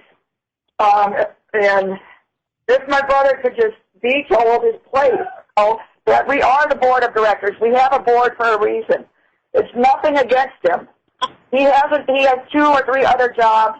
He's busy. We can maybe even figure out a way to have DACA doing something. I don't know. Calvin could figure out something. But we have to get the living arrangement out, and we have to clean it up. And I know that we can make money. And I'm willing to get bonded. I mean, I even have this house for sale right now. So I'm trying to do what I could do.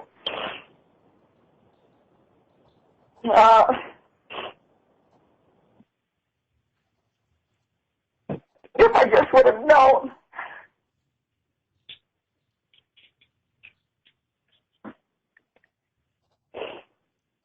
But a lot of this has been hearsay about that I'm in contempt of court. I'm not in contempt of court, so I would have moved from the building. And I've never stolen on all the things. They know I have the screen panels. They know we had to sell stuff, that I removed stuff back in August with my mother.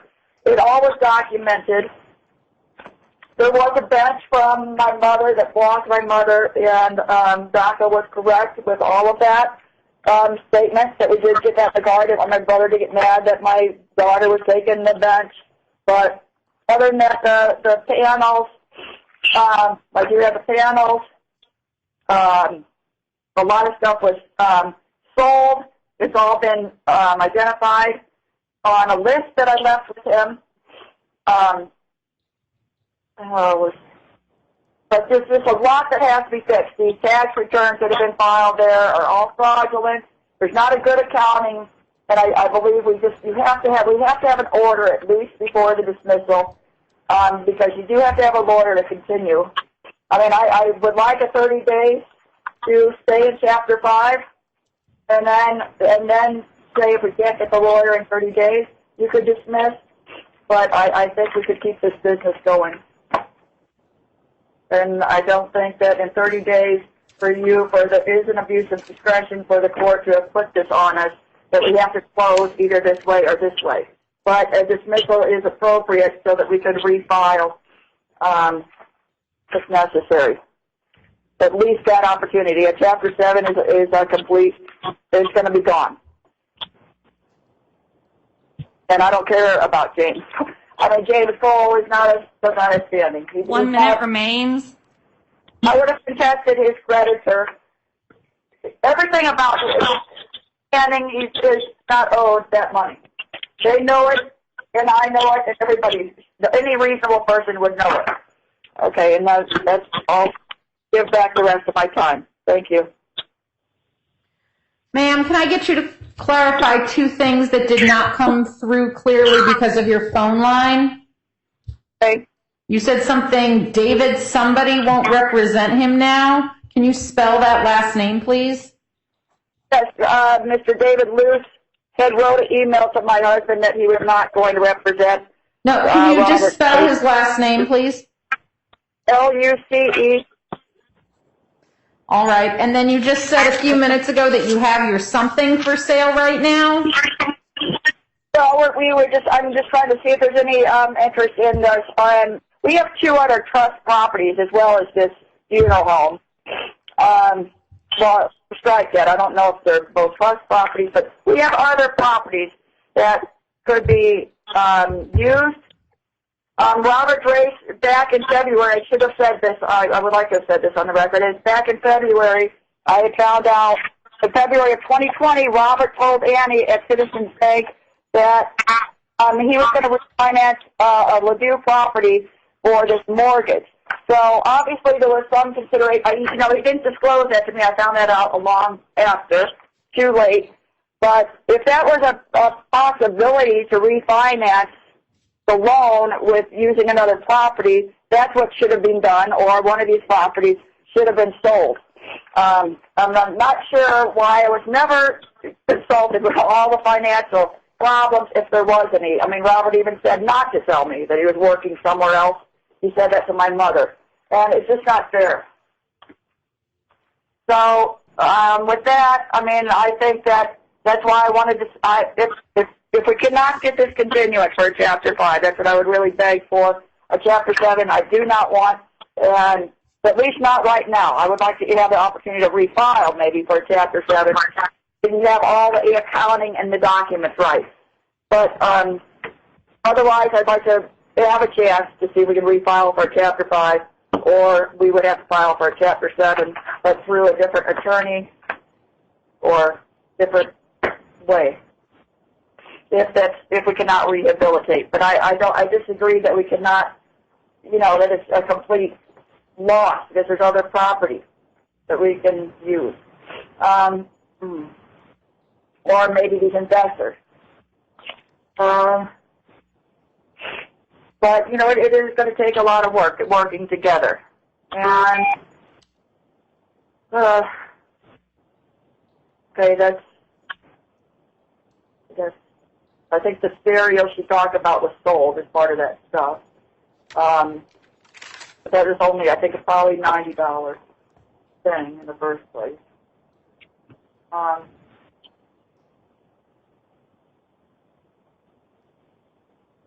don't know.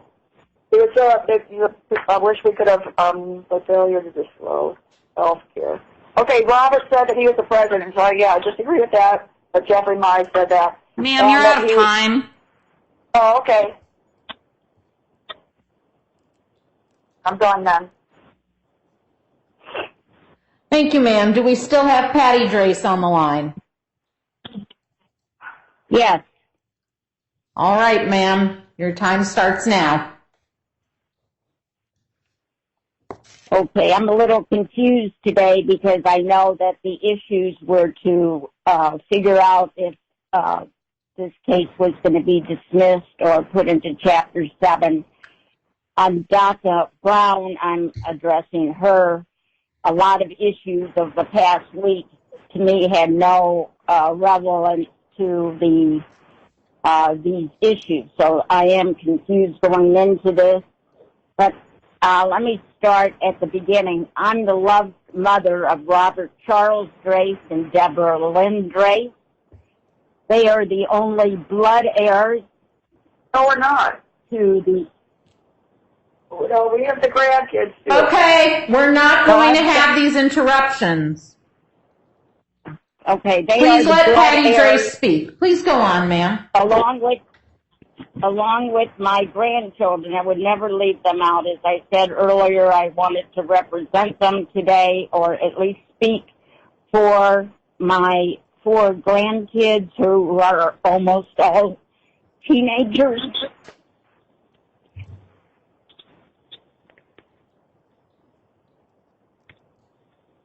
We were supposed to be a team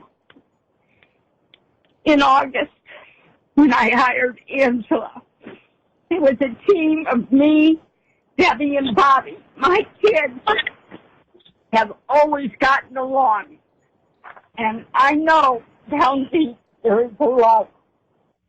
But that didn't happen because my daughter and I were put out of the loop by Angela. And we never had a chance. I would have kept every record along the way over these last months.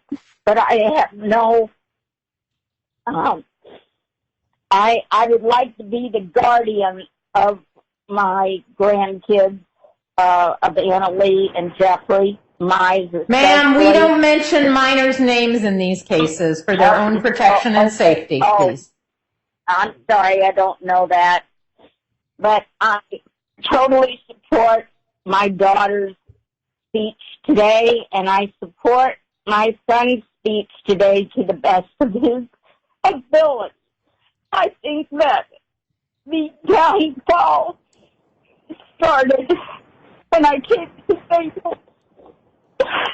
When Duncan Brown came in that building, and it is in wreck and ruin today.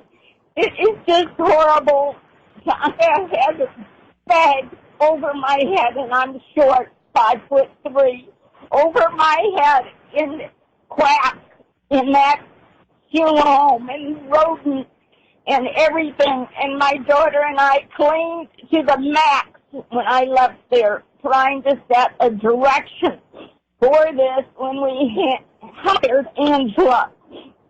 My daughter would not have all this knowledge, and my son-in-law, they spend lots of time researching this case. My son is not capable of doing that. He is like me. He can only retain so much. I love my children, and they deserve to be, they are the blood heirs without a shadow of a doubt to this funeral home for all their life, for over 55 years of me being in the family, and for over 90 years of their family, their grandma and their mother, their their father, their grandparents, and who established this building. They have very special meaning to it, and there was no shadow of a doubt that this property was not going to go to my kids, and they have this confusion today. I know that it can be fixed if we're given the right fairness and not be taken to the bunker by these lawyers. It's been a horrible experience. And then the fall of Ambrewster Mortuary, I'm going to repeat again, was when I left. Unfortunately, I made that decision 16 years ago. And my son wanted me to go. It was great. But I don't know that my daughter did. But I can't go back. And I want them to get something for this funeral home. And my grandkids, my 4 grandkids deserve to have things better than what it is right now in this court. And I'm finished.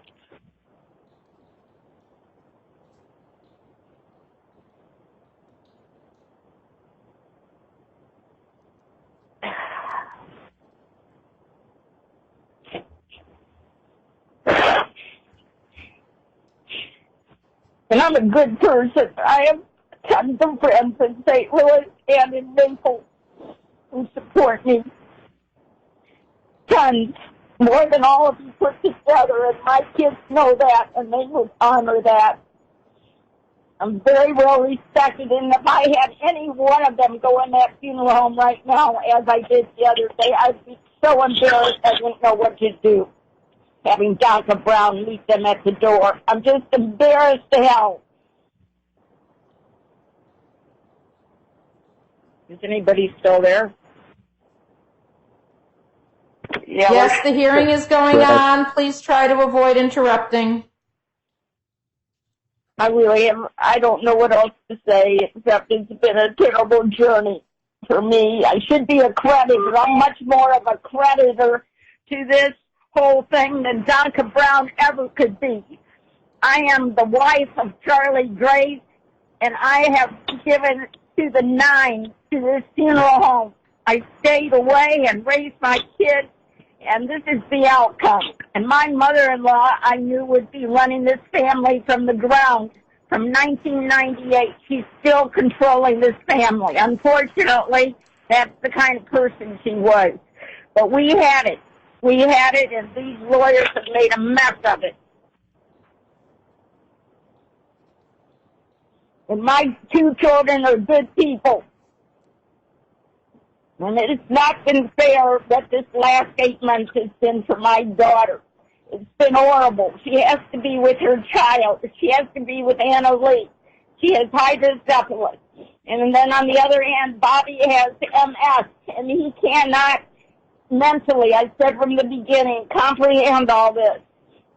And we hired 2 bad people, John Sharon and Angela Jensen. But there was no final hour left, and that was our last hour before the foreclosure. I have no idea why Citizens National Bank couldn't accept to give us a little time to come up with that money. My daughter and I sat there at the funeral home in August with a foot-high thing of mail that Bobby had received there, and we just were sitting there. A friend had come by, and we were going through the mail, and by accident, after my friend left, just to come by and see how we were doing.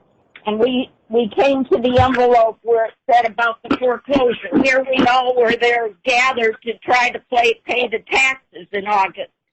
And then we found out that it's worse than that. We only had 24 hours to come up with some alternative plan, and I needed to come back to Naples because I work 8 months of the year full time. And I had to make a choice.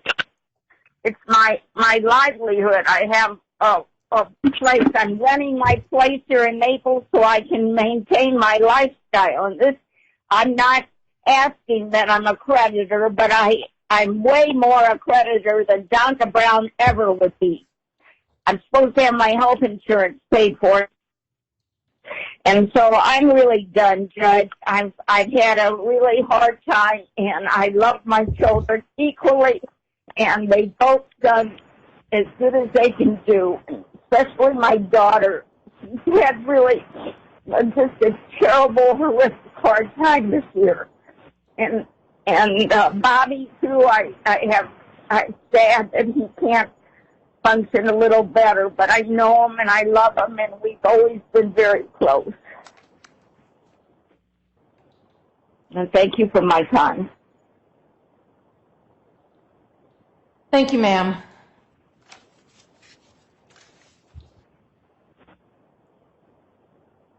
Mr. Schlotzauer, do you have any final response?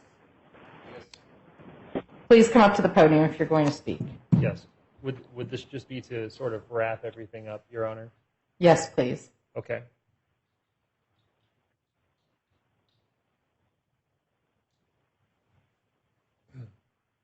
I think when there's a saying that when someone shows you who they are, you believe them the first time. And I think that everyone in this case has done a very good job of showing you exactly who they are, except the debtor. We don't know who the debtor is. Is it the 3 directors that is it Robert Drace, Deborah Drace, and Calvin Whitaker?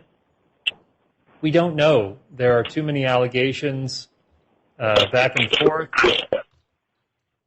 And because of this uncertainty, they've been unable to hire an attorney, and they've been unable to propose a plan that the debtor can agree on. And that's the case that I mentioned, or that's the issue that I mentioned that we would be circling back to over and over because it really is decisive in this situation. When the court rules on the only issue that's before it today, and that's whether to convert or dismiss this case, the court is guided by the record before it. And the only evidence in this case, the only evidence that's been properly admitted, are the 3 MORs, their attachments, and the testimony of Barbara Dorsey. That evidence is unrebutted by any other evidence. As much as the as much as the parties have attempted to cross-examine or argue against that evidence, that has been unsupported. That's merely their opinion, their speculation, or their argument, but none of it has been supported. So to the extent that anyone attempted to claim that the information in the MORs couldn't be trusted, that's speculation and that's unsupported by any evidence in the record.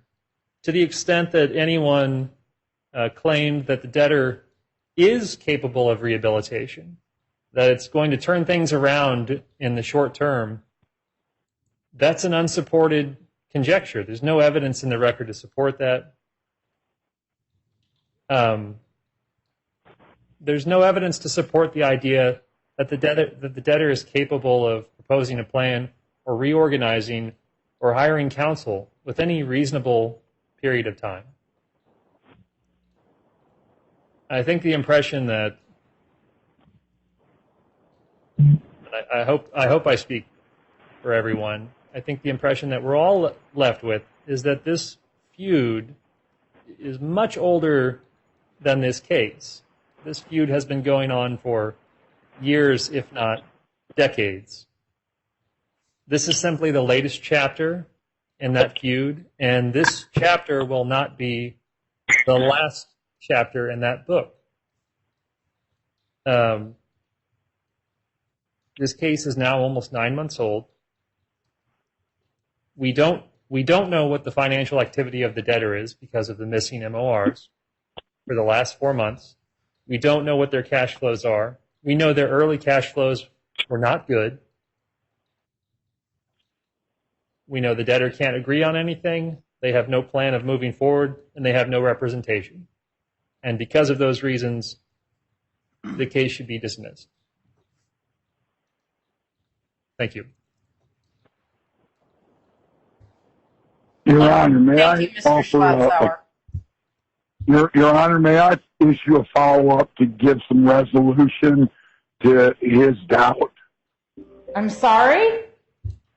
May I give some resolutions to the questions that's presented to the court to give the court a reasonable opportunity to make an appropriate decision?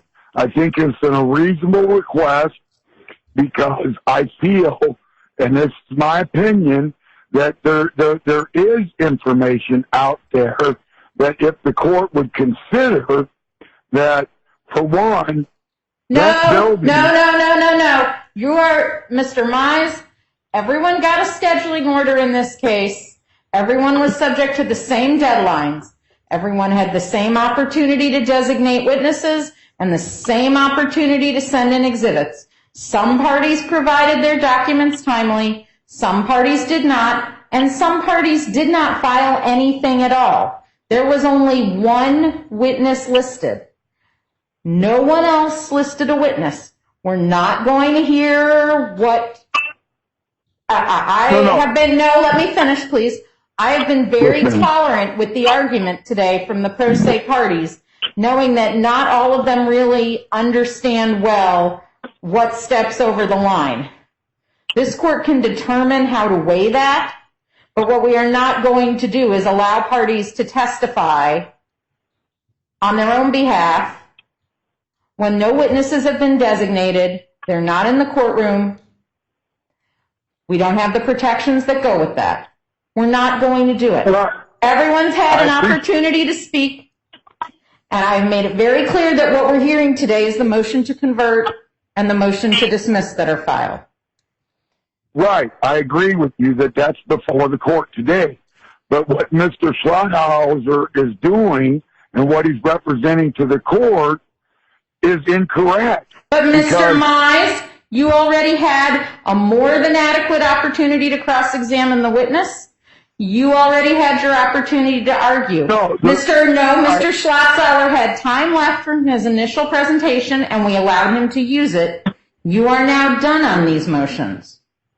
Right. I appreciate that. But I'm just saying there is an opportunity to rehabilitate. There's a genuine Mr. Mize, what about you're finished? Are you not understanding? Very well. I just know there is an opportunity to rehabilitate. Again, Mr. Mize, there are rules that we are applying here to everyone. Why do you think they don't apply to you?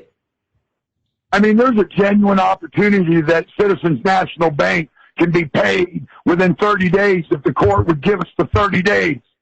Mr. Mize, do I need to mute the phone line? No, ma'am.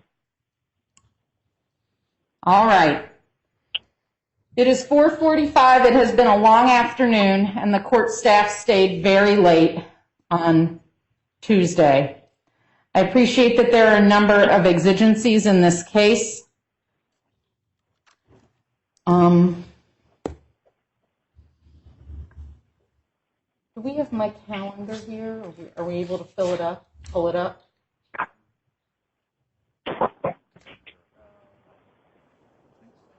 Just a moment. There's my little phone.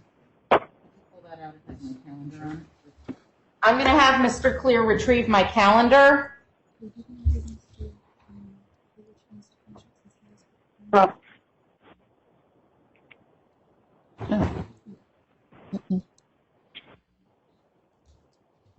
We're going to get my calendar, and I'm going to designate a time when I will issue my ruling.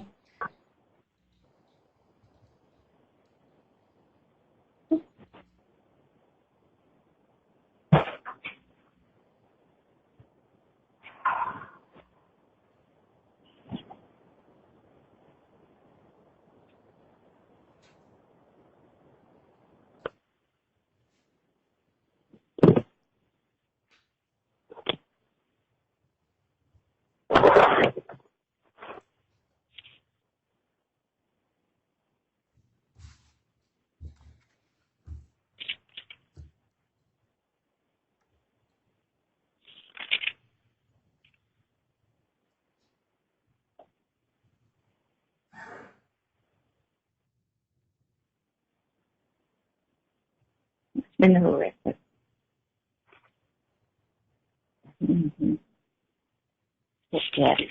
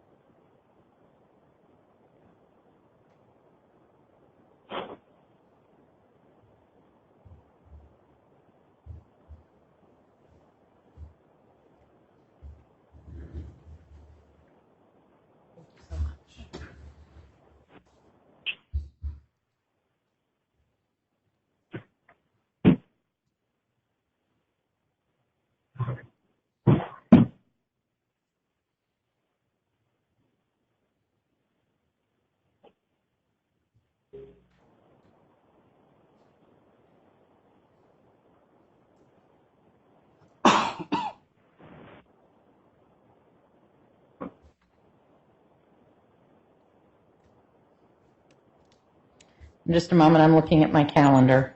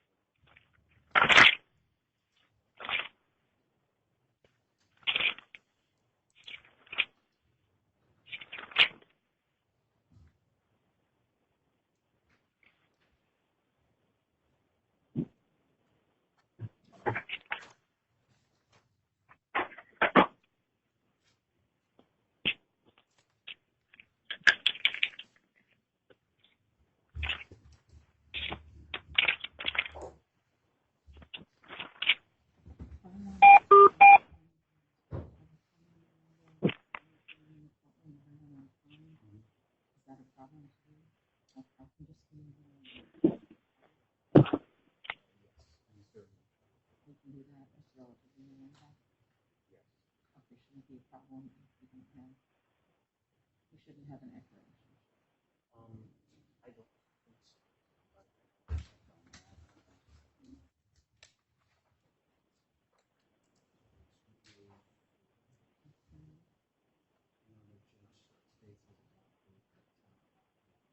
don't think so.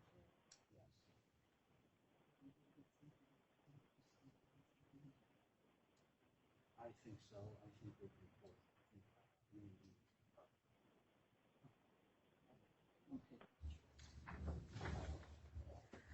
All right. What I'm going to do is, the court is aware of the urgency of a ruling on these matters because of all the issues between the parties.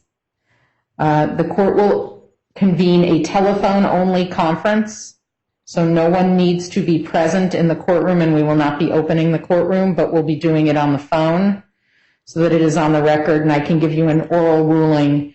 There will be a written ruling that follows that memorializes it, but I will issue a ruling on Monday morning, that is May the 3rd